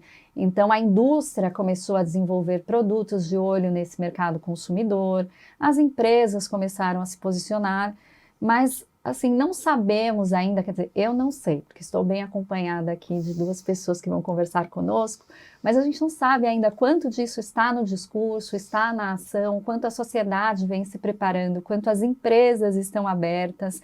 Por isso que nessa agenda do ESG Summit, que está na sua 4ª edição, nós não poderíamos deixar de falar sobre longevidade e o potencial econômico deste público. Eu sou Lia Riso, editora da plataforma Exame Plural. Estou aqui muito bem acompanhada do Morris Litvak, que é CEO e fundador da Maturi, e de Candice Pome, psicóloga especializada em gerontologia e fundadora da Beyond Age. Bem-vindos, muito obrigada por estarem conosco, né? A gente aqui não é ainda representante legítimo da geração sobre o qual a gente vai falar, né? Então, para começar, vou começar por você, Candice. Eu queria, assim, que a gente contextualizasse de quem nós estamos falando quando a gente pensa na longevidade e no potencial econômico que isso tem, que faz com que esse seja um tema que precisa estar na agenda ESG. Bom, como você bem disse, o Brasil está envelhecendo. Na verdade, não é um movimento brasileiro, isso já aconteceu em vários países do mundo. A grande diferença é que países que envelheceram antes da gente, como Estados Unidos, Japão, França, eles tiveram a chance de enriquecer como nação antes de envelhecer. nós aqui estamos passando por um processo diferente. Nós já temos pelo menos 25% da população acima de 50 anos, né? E até 2030 o Brasil já vai ser o 5º país com maior percentual de pessoas acima de 60 anos. Então a gente está falando de basicamente um equivalente a 5 vezes o tamanho de Portugal. Porque isso nas dimensões brasileiras é uma proporção muito maior, né? E com toda a complexidade que a gente tem no nosso país, né? Em várias esferas, inclusive, né? E aí é uma população 50 a mais, então seria... Na verdade, a longevidade, o que a gente chama de longevidade, é esse movimento de uma expectativa de vida maior do que a gente tinha no passado. Se a gente pensar que no século passado a expectativa de vida média era 47 anos, uma pessoa de 40 a 45 era considerada velha. Hoje, essa expectativa foi para 76 anos. Então, longevidade é todo esse percurso dessa trajetória que a gente vai ficar pelo menos 4 décadas aí, não sendo mais um só adulto ou um jovem. A gente vai estar... Porque envelhece, do ponto de vista biológico, a gente envelhece desde o dia que a gente sai da barriga da mãe. Mas o fato é que essas últimas 4 décadas de vida não eram pensadas e muito menos planejadas. E agora a gente está falando mais em longevidade porque é todo o capital que a gente vai precisar ter para poder chegar nessa segunda metade da vida, né, que são muitos anos, e é seguramente a maior fase de vida que a gente vai viver. A gente não tem nenhuma fase anterior que são 40 anos. Então, tem todo um capital que precisa ser pensado, planejado, para a gente poder viver esses anos a mais que a gente ganhou aí na estatística de uma maneira minimamente possível. Com dignidade, né? Com dignidade, com completude, com projetos, com saúde, ou seja, tem muita coisa. E sem ser descartado, né? Porque acho que tinha muito essa questão da gente invisibilizar, né, as pessoas mais maduras, né? Acho que isso tinha a ver com estereótipos, né? Então, da vovó fazendo tricô, né? Do vô jogando dominó, enfim. Mas uma questão também de que a gente vai sendo... tirado dos mercados, né, e assim, de todos os mercados, né, na vida pessoal, sai do mercado de relacionamento, sai do mercado de sexo, sai do mercado de viagens, por exemplo, e na vida profissional também, né, Morris? Aliás, eu queria que você trouxesse para nós, em complemento ao que a Candice disse, de que a gente está falando em termos de potencial econômico consumidor e de produção mesmo, né? Sim, exato, quando você perguntou, né, se é 50 a mais e tal, a gente tem um recorte de 60 anos ser idoso pela lei, né, mas os 50 eu acho que é muito importante, e no caso da Maturi a gente adotou desde o início os 50 a mais, porque é uma idade que as pessoas ainda estão muito jovens hoje em dia, super ativas, né, então talvez o seu auge profissional, intelectual, mas já começam a ser descartadas muitas vezes até antes, né, as mulheres principalmente, e aí se sentem num limbo. Eu não sou ainda idoso, né, mas não sou mais jovem e as empresas não me querem mais, como é que faz, né? E a gente está falando realmente de uma população gigantesca, esses 25% que a Candice falou hoje representa mais de 55 milhões de pessoas no Brasil hoje. E a AGV tem uma estimativa que em 2040, 57% da força de trabalho no Brasil vai ter mais de 45 anos. Né? Então, e 2040 está aí, né? Daqui a 15 anos. E as empresas focadas nos jovens, sendo que vai ter cada vez menos jovens. Hoje é difícil reter os jovens. Então tem uma questão, a gente tenta mostrar para as empresas o quanto isso é estratégico, mais do que qualquer coisa. Tem toda a questão da diversidade, que é super importante, e que também traz inovação e resultados, mas essa estratégia de você estar preparado para uma força de trabalho cada vez mais envelhecida. E quando a gente fala de mercado, o que a gente chama, né, de economia prateada no Brasil, tem vários estudos que mostram que esse consumidor 50 a mais já consome quase 2 trilhões de reais por ano, só no Brasil, né? E se as empresas não têm essas pessoas dentro de casa, elas não vão entender, saber as dores, as necessidades, saber se comunicar com esse público. Então, além de toda a experiência, comprometimento, e aí não faltam cases, desde clientes nossos até estudos dentro e fora do Brasil, de que equipes multigeracionais você diminui rotatividade, diminui absenteísmo, melhora clima, criatividade, entre várias outras coisas, e vai ter esse olhar para esse consumidor também, que tem o poder aquisitivo mais alto que os jovens, que está aí, né, ainda invisibilizado, mas está e vai continuar cada vez mais consumindo. Né? Então, as empresas que olharem para isso dessa forma integral vão se beneficiar, vão sair na frente. E aí, indo um pouco adiantando um pouco uma pergunta que eu queria fazer para vocês, a gente fala muito em diversidade no ambiente corporativo, né? E fala com muita atenção. A gente sabe que os últimos anos, por força dessa crise mundial pelo qual todo o mundo passou, né? A pandemia foi uma grande crise em muitos aspectos, e com ela a agenda de diversidade foi perdendo força, né? Porque um monte de coisas passou na frente, né? Porque precisava ou porque faltava uma desculpa e ali a gente tinha. Então a diversidade a gente já sente um pouco que está muito no discurso, muito mais no discurso do que na prática, né?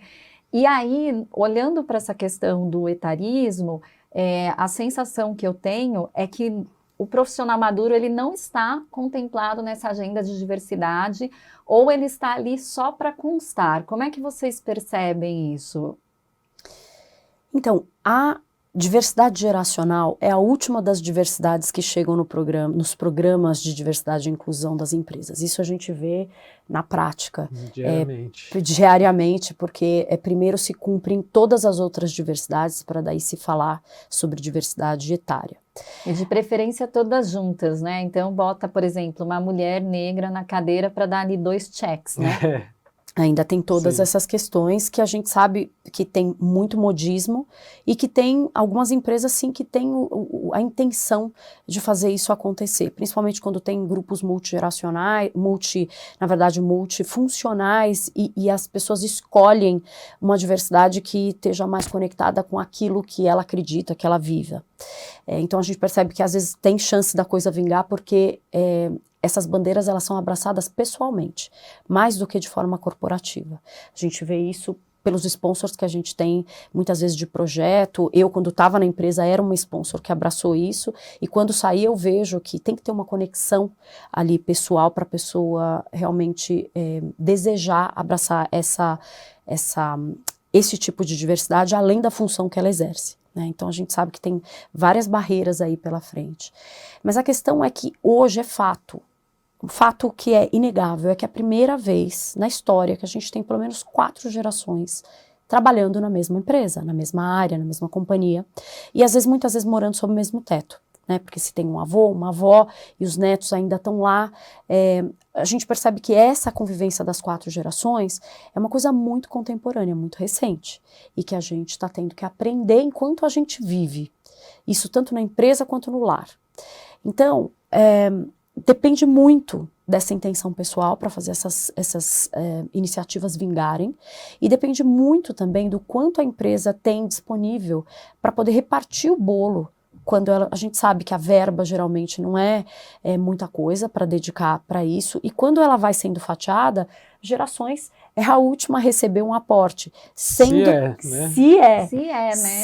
Exatamente, sendo que é a realidade mais inegável hoje. Se você entrar em qualquer lugar, você vai ver, por mais que existam programas de trainees, programas de estagiários e que haja um fomento para a entrada de pessoas jovens nas companhias, a gente está vendo agora pessoas, como o Morris estava falando, de 50, 60 anos que estão no pico da sua efetividade e produtividade.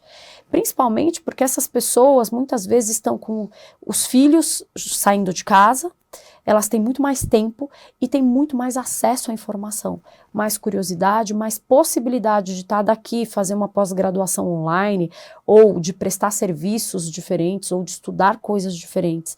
Então, essa pessoa está no pico da produtividade dela. Até porque nós tivemos que ser assim, né? Não só porque a gente vive mais, mas por força de tudo que a gente vivenciou. Eu falo a gente porque a minha geração vai 40 a mais, nós que tivemos que aprender a lidar com a internet, e não é como usar, é em que medida usar, e como vai fazer com os filhos, e quanto que no meu trabalho é importante. Sim. Então, tem uma questão, assim, uma flexibilidade maior, que é uma questão de vivência, eu acho também, né? Me ocorreu agora que a gente também tinha uma discussão muito contemporânea, na verdade, há uns anos atrás, que foi a moda das soft skills, né? Porque as empresas precisam valorizar a soft skill, que é uma verdade, né? Mas é a coisa mais difícil da gente treinar. E eu acho que, basicamente, literalmente o a gente aprende passando ou vivendo, Sim, né? com certeza. Sem dúvida, sem dúvida. E eu falo muito, a gente nas empresas, e nos eventos, palestras, enfim, para o RH e para a liderança, principalmente, a gente fala, olha, o mais jovem e o mais velho não são um melhor ou pior que o outro, são complementares, né? E essa complementaridade que é rica, só que você, apesar de já ter as gerações, né, a gente tem que ver a representatividade, geralmente 50 mais tem pouco, né? Mas precisa ter as gerações interagindo ali entre si, né? A gente fala muito da integração, quando a gente transforma o choque geracional em diálogo, em troca, para poder aproveitar essa riqueza e justamente passar toda essa experiência dos mais velhos para os jovens, que é super benéfico para todos, né? Por exemplo, a questão de diminuição de turnover e absenteísmo, quando a gente vê que é super comum, não é que é só os mais velhos que têm menor, né? Porque tem um nível de comprometimento diferenciado. A postura deles também influencia os jovens a começar a ter esse olhar maior de comprometimento, de não trocar de emprego o tempo todo, e a inteligência emocional, tudo que a experiência e a maturidade trazem, né? De jogo de cintura, calma para lidar com os problemas, o olho no olho, a conversa, né? Relacionamento interpessoal, que são coisas fundamentais hoje em dia, e que se você tem uma equipe só de jovem, né? Talvez você não vai ter tanto isso. Então a gente tenta mostrar, né, e hoje em dia cada vez mais com números, falando que, né, existem estudos já mostrando que equipes multigeracionais são mais criativas, mais produtivas, ajudam a empresa a ser mais inovadora, mais lucrativa também, né, entre vários outros fatores. Mas, de fato, a gente ainda está muito mais no discurso do que na prática, né? A gente vê, hoje, felizmente, empresas nos procuram interessadas no tema, mas ainda muito mais interessadas em aprender, curiosidade, entendendo que no futuro... A gente tem pesquisas, inclusive, mostrando que as empresas sabem que isso é importante, mas que vão começar a olhar para isso daqui a 3 anos, né? Mais ou menos... E aí 2040 daqui 15. Sim, pois é. Exatamente. E ela vai ficar para trás, depois não vai poder reclamar, né? Mas tem empresa que fala para a gente, não, a gente aqui agora, a prioridade é a questão de gênero ou de raça, já tem metas, então não consigo olhar para gerações, para diversidade etária. A gente falou, não, tudo bem, você está olhando para inclusão de pessoas pretas, igualdade de gênero, mas não precisa ser só mulheres jovens. Contrate mulheres 50 mais, pessoas pretas 50 mais, é interseccionalidade, né? É mostrar que a questão da idade ela é transversal. Vou pegar essa carona que era justamente o que eu queria que você complementasse, né? Porque quando a gente olha para a questão da diversidade, a gente sabe que cada interseccionalidade representa, né, uma via paralela que atravessa aquela principal e vai deixando o caminho mais longo para certos públicos, né? Você acha que também, neste caso, a gente tem algumas estatísticas que dizem que a mulher ela é considerada velha para o mercado um pouco antes dos homens, né? Isso que a gente não vai, infelizmente, pelo tempo, não vamos conseguir nos estender muito na questão de que ela acha que a cadeira, por exemplo, de C-level, né, de CEO, quando é neste caso, é a última. Agora elas estão descobrindo os conselhos, estão, assim, super preocupadas em sentar logo numa cadeira, que inclusive é outra coisa que eu vejo mulheres cada vez mais jovens tentando fazer esse caminho, sendo que esta é uma cadeira onde a experiência conta demais, mas queria que você trouxesse para a gente essa questão da interseccionalidade. Tem coisas mais difíceis para a mulher? Porque a mulher negra, nessa geração, ela inclusive dificilmente está inserida no mercado corporativo, no mercado formal, né? Como alta executiva, de fato, você vai ter exceções ali, né?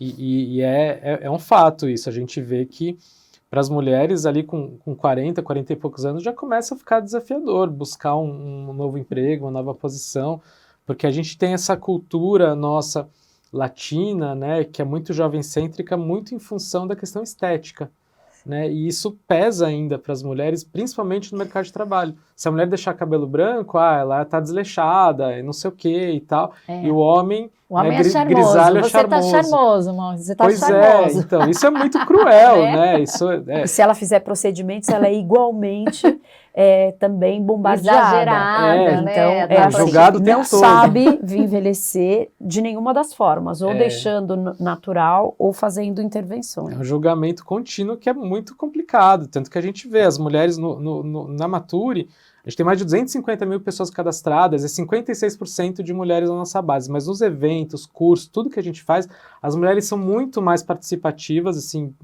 chega a ser 80%, porque elas já têm essa iniciativa, essa necessidade antes do que os homens de se reinventar, de trabalhar por conta própria, de buscar alternativas, na verdade desde a maternidade muitas vezes, né?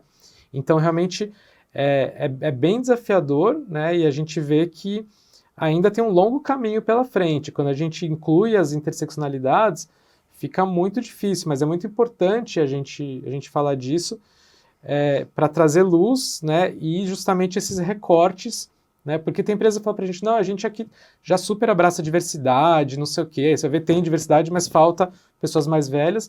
Ah, não, mas é que os mais velhos não chegam até nós. A gente está super aberto. Aí você vai ver coisas simples. A página de vagas, de carreiras da empresa, só tem foto de jovem, comunicação é toda jovem, a descrição da vaga, somos uma empresa jovem. E são coisas sutis que fazem a diferença, né? E com a questão te dizem, isso não é para mim.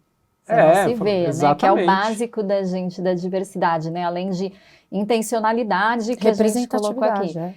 Verba, né? Orçamento, né? Para fazer acontecer, tem uma questão da gente se ver para saber que aquele lugar pode ser ocupado por alguém como eu, né? Por assim dizer. E para você mudar esse tipo de comunicação, seja como marca empregadora, ou seja como marca, né, de consumo, você tem que ter essas pessoas dentro de casa, senão não vai ter essa visão.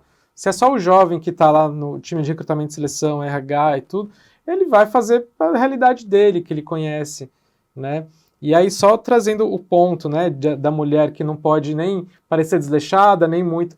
Isso tem tudo a ver com o que você falou dos países que já envelheceram, né? Eu já vi muitos cases na Europa e na Alemanha principalmente, das mulheres lá envelhecem sem esse medo, né, esse receio de como que está aparecendo e tal, questão de se vestir, não sei o quê, que a gente ainda não tem essa cultura, né, de normalizar, valorizar o envelhecimento. A gente é menos livre nesse sentido da aparência, né, principalmente, muito para a mulher, né? E agora tem um outro lado, né? Quando a gente fala também das interseccionalidades e quando olhamos para as estatísticas, a gente vê que mulheres, por exemplo, elas têm se preparado muito mais, porque o caminho é mais tortuoso, então ela vai estudar mais, vai tentar entregar ali 150% na hora de uma seleção. Este público mais maduro também é assim? Sem dúvida nenhuma. Como o Morris estava dizendo, quando a gente não precisa ir muito longe. É só você ir em um cinema no final de semana, numa mostra, num teatro, num grupo de viagem, num retiro, e nos cursos de autoconhecimento ou cursos também de desenvolvimento de soft skills ou hard skills. Quando a gente olha para essas pessoas que estão nesses lugares, a grande maioria esmagadora são mulheres. É isso, 80%, 90%. Então, assim, se você faz uma palestra sobre o tema, se você faz um retiro sobre o tema, as pessoas que me procuram para mentoria em longevidade, posso te dizer que 99% são mulheres. Existe a mulher é buscadora desde sempre, eu acho que do ponto de vista de autoconhecimento, de se melhorar, e porque ela também sempre teve desprivilegiada do ponto de vista da barra de competição com o homem. Então ela sempre tinha que estar sobrepreparada, né, acima do preparo para poder competir em vagas. E eu acho que isso se estende para a maturidade também. Ela é mais curiosa, ela tem uma vida social mais ativa, ela tem mais interesse de fazer novos amigos, e isso é super percebido para quem trabalha com esse público diretamente. Ela também é uma pessoa que está envelhecendo de uma maneira um pouco mais saudável. Então, se você olha, os homens, eles deixam para cuidar da saúde muitas vezes depois que eles se aposentam, né? Ou quando já está num nível...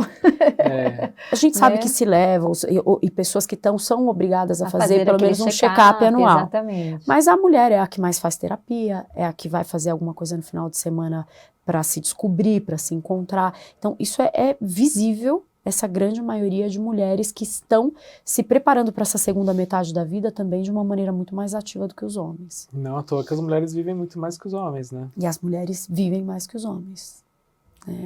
E assim, para a gente ser um agente social dessa mudança, teve uma coisa que você trouxe, Candice, que é a parte da intencionalidade, que parte de uma questão pessoal, né? Você leva para dentro do mercado, mas parte de uma bandeira que já é sua, mesmo quando você tira o crachá.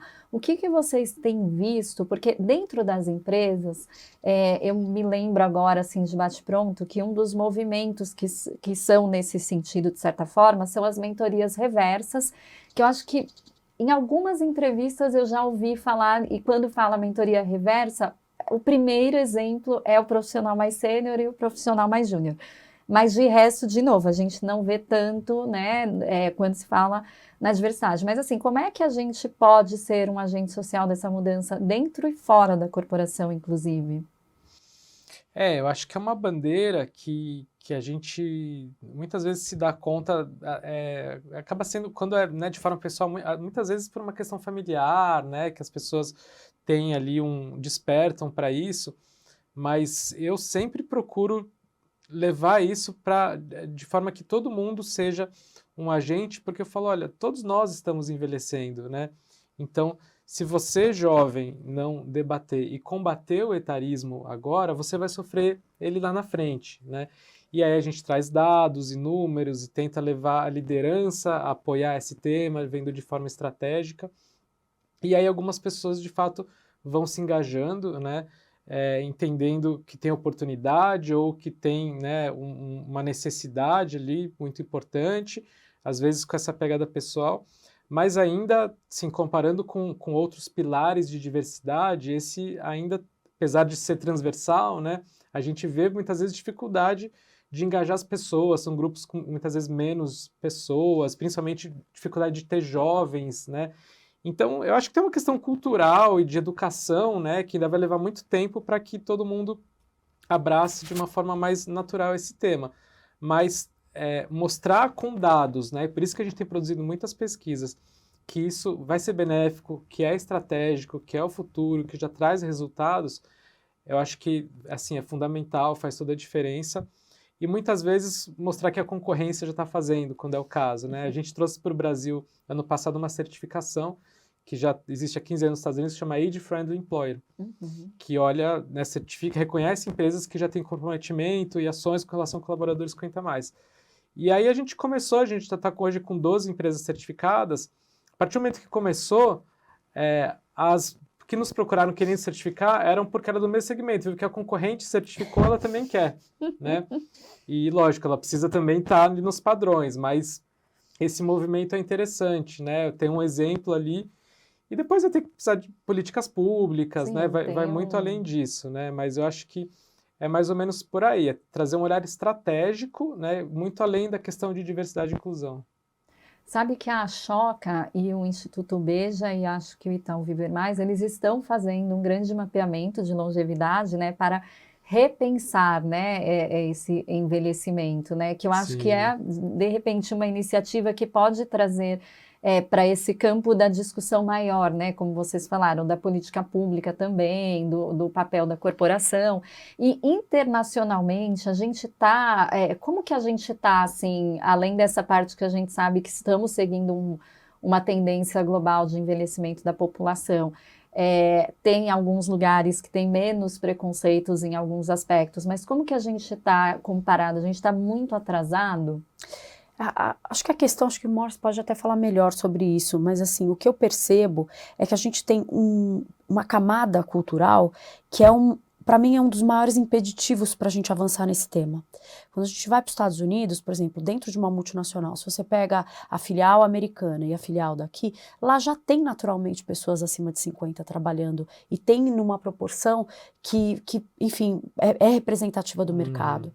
Aqui, o que a gente percebe é que vivendo essa transição demográfica que a gente está vivendo sem precedentes, você olha para dentro das empresas, mais 60% são millennials.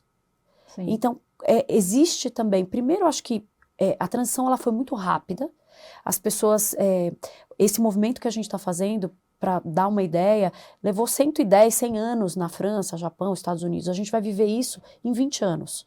Então, essa transição está demorando a cair a ficha para muita gente, acho que em primeiro lugar, e eu acho que os programas de RH, eles não estão acompanhando essa transição demográfica. Na velocidade que se deveria acompanhar. Então, claro, tem uma questão que eu acho que a gente está se adaptando a essa nova realidade, tem os programas que já foram criados, pensando em trazer e capturar esse jovem que sai da faculdade, que obviamente ele está correto, a gente precisa também absorver essa força. Claro, Né? exatamente. Essa força de trabalho que sai da faculdade, está certo a gente absorver dentro das corporações. Mas a pergunta é, esses 50 a mais que já estão dentro da corporação, o que é feito, pensado por eles, para eles e com eles?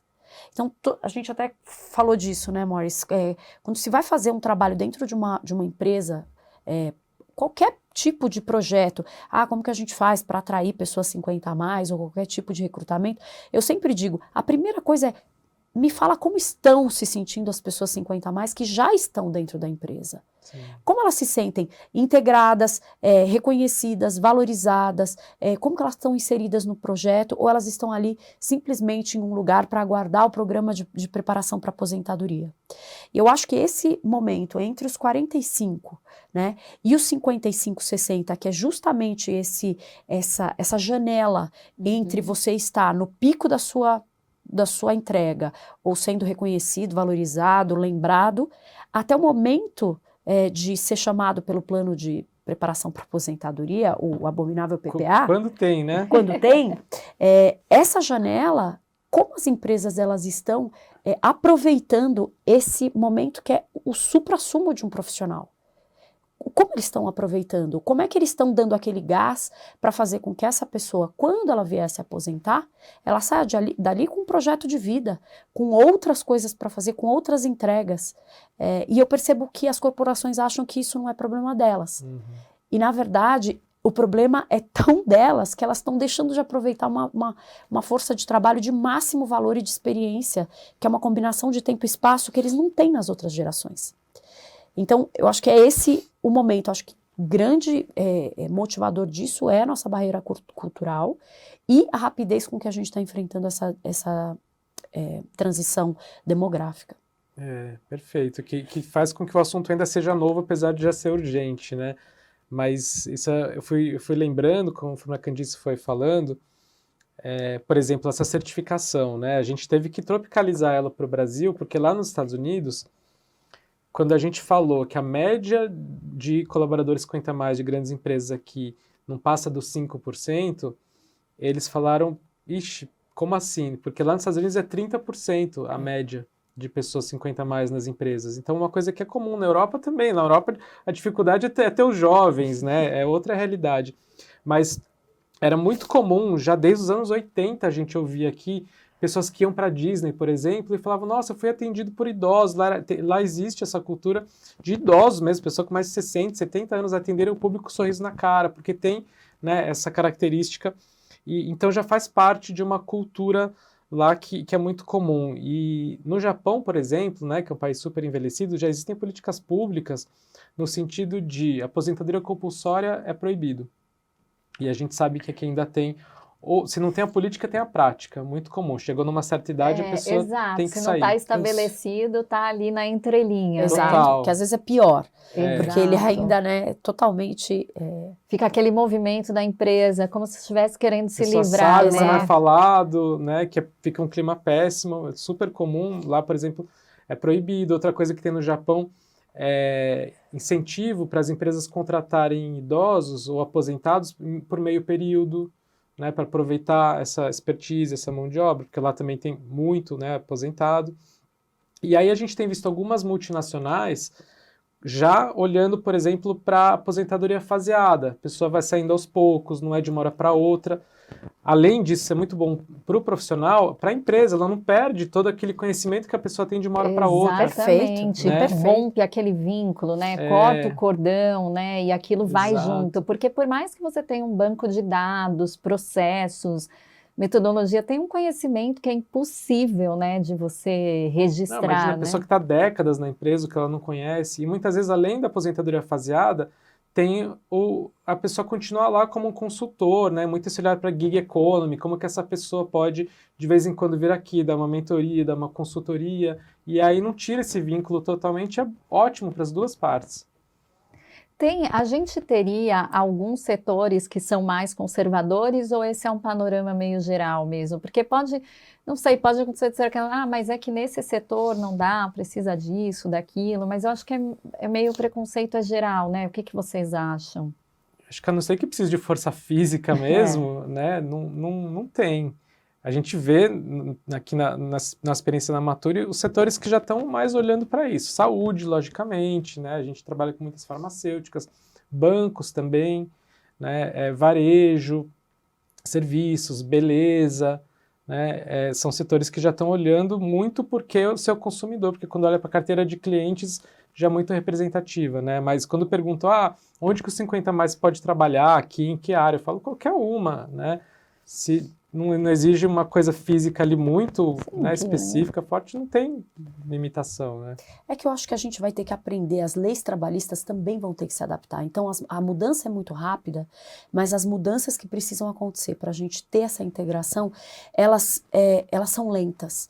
Então, quando a gente fala de uma lei trabalhista que permita uma pessoa trabalhar meio período, né, a gente sabe quais são todas as travas que acontecem no sistema para isso. Para ela trabalhar 2 vezes por semana e não 5, nos horários fechados. Porque é isso, gente, com 60, com 70, será que essa pessoa, primeiro, será que ela precisa ficar 8 horas para entregar o que ela tem que entregar? Ela tem uma experiência como muitos não têm. Ela muitas vezes, uma conversa, uma mediação, elas conseguem ter um impacto enorme. Então, assim, para mim é escolher onde a gente quer usar o que essas pessoas desenvolveram ao longo da vida. E a gente precisa entender, no final das contas, o que a gente quer fazer com essa força de trabalho. Porque não é só a empresa, e eu costumo dizer, muito tem a ver também com a pessoa. Então, como que a gente pode ter impacto, você tinha perguntado um pouco antes, né? Impacto realmente social. A gente aqui no Brasil, a gente vai ter que começar com impacto individual. A gente vai precisar começar com impacto individual.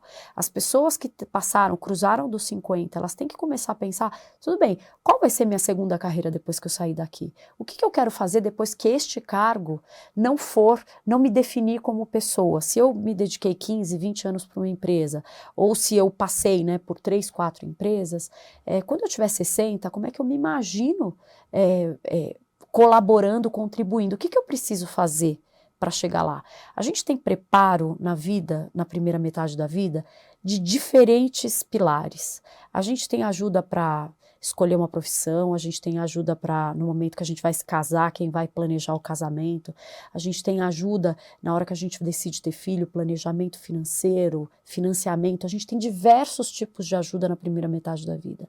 Na segunda metade da vida, as pessoas partem do princípio que elas tinham que ter feito tudo isso até os 50. E na verdade não, porque se eu vou viver até os 100, eu não posso pensar que tudo que eu tenho que construir aconteceu até os meus 40 anos. Isso é irreal.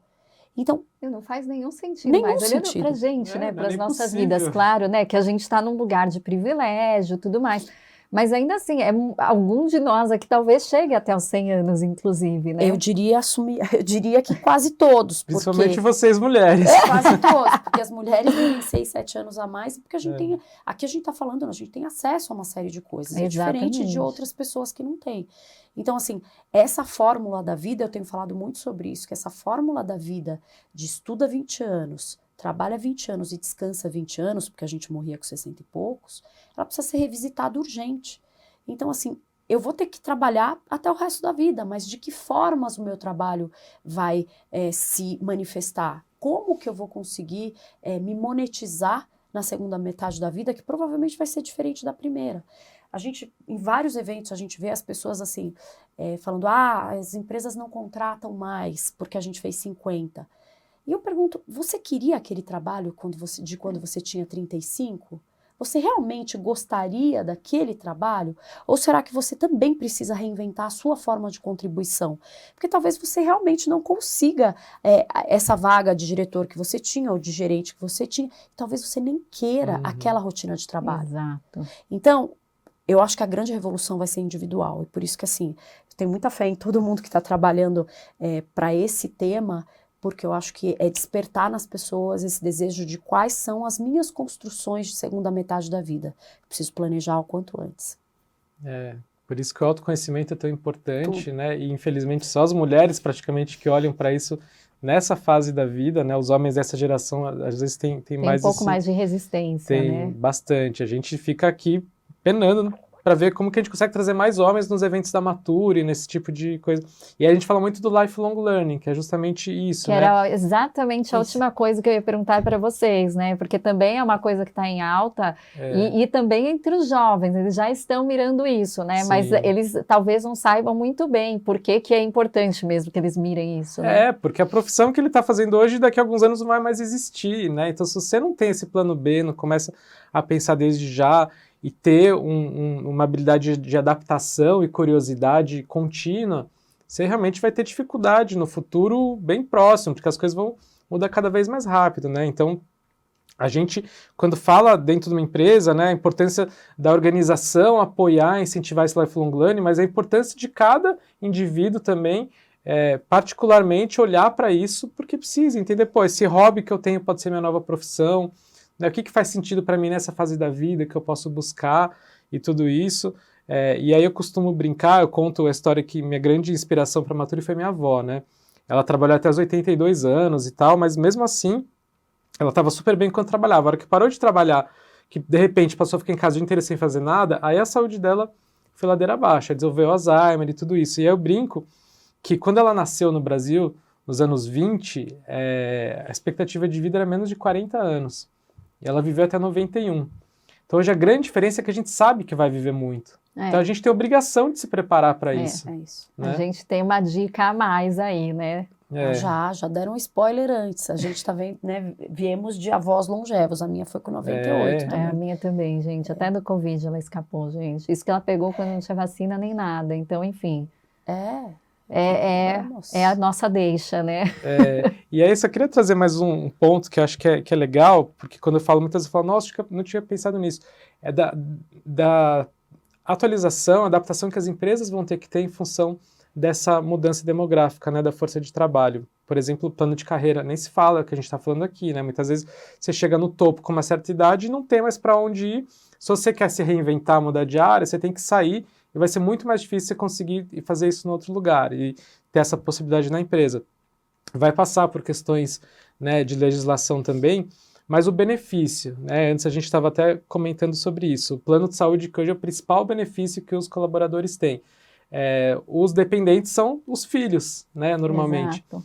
No futuro, vai ser muito mais importante ter os pais como beneficiários do que os filhos, porque a gente não está tendo filhos e os pais vão precisar de cuidado enquanto a gente ainda está trabalhando, principalmente as mulheres, né? Isso tudo vai ter que ser revisto. Falei isso esses dias. Se você olhar o pacote de benefícios que as corporações elas oferecem hoje em dia, elas atendem a um público de 35, 40 anos no máximo. A festa de Natal para o filho, o presente, tem um monte de coisa que você já não usa. A creche até os 6. Então, quando você tem... eu saí com 48, já não tinha, a não ser o plano de saúde, tinha mais grandes benefícios que me atraíam ou que me retinham, né? Que faria eu pensar em não sair da empresa. Então, é para se pensar, tudo isso está tendo uma mudança muito rápida, e quando você olha pacotes de benefícios, pacotes de incentivos, pacotes de retenção, que tipo de pacotes são esses para uma população que está envelhecendo a passos super largos? Definitivamente é um tema que está atrelado à longevidade do negócio também, não vai ter como escapar. Infelizmente, nosso tempo acabou. Queria agradecer mais uma vez a nossa conversa, que foi muito produtiva. Infelizmente, a gente tinha pouco tempo para um tema de muito tempo. Agradeço também a você que está assistindo. Nas próximas semanas, a gente tem mais programação do ESG Summit e está igualmente imperdível. Obrigada!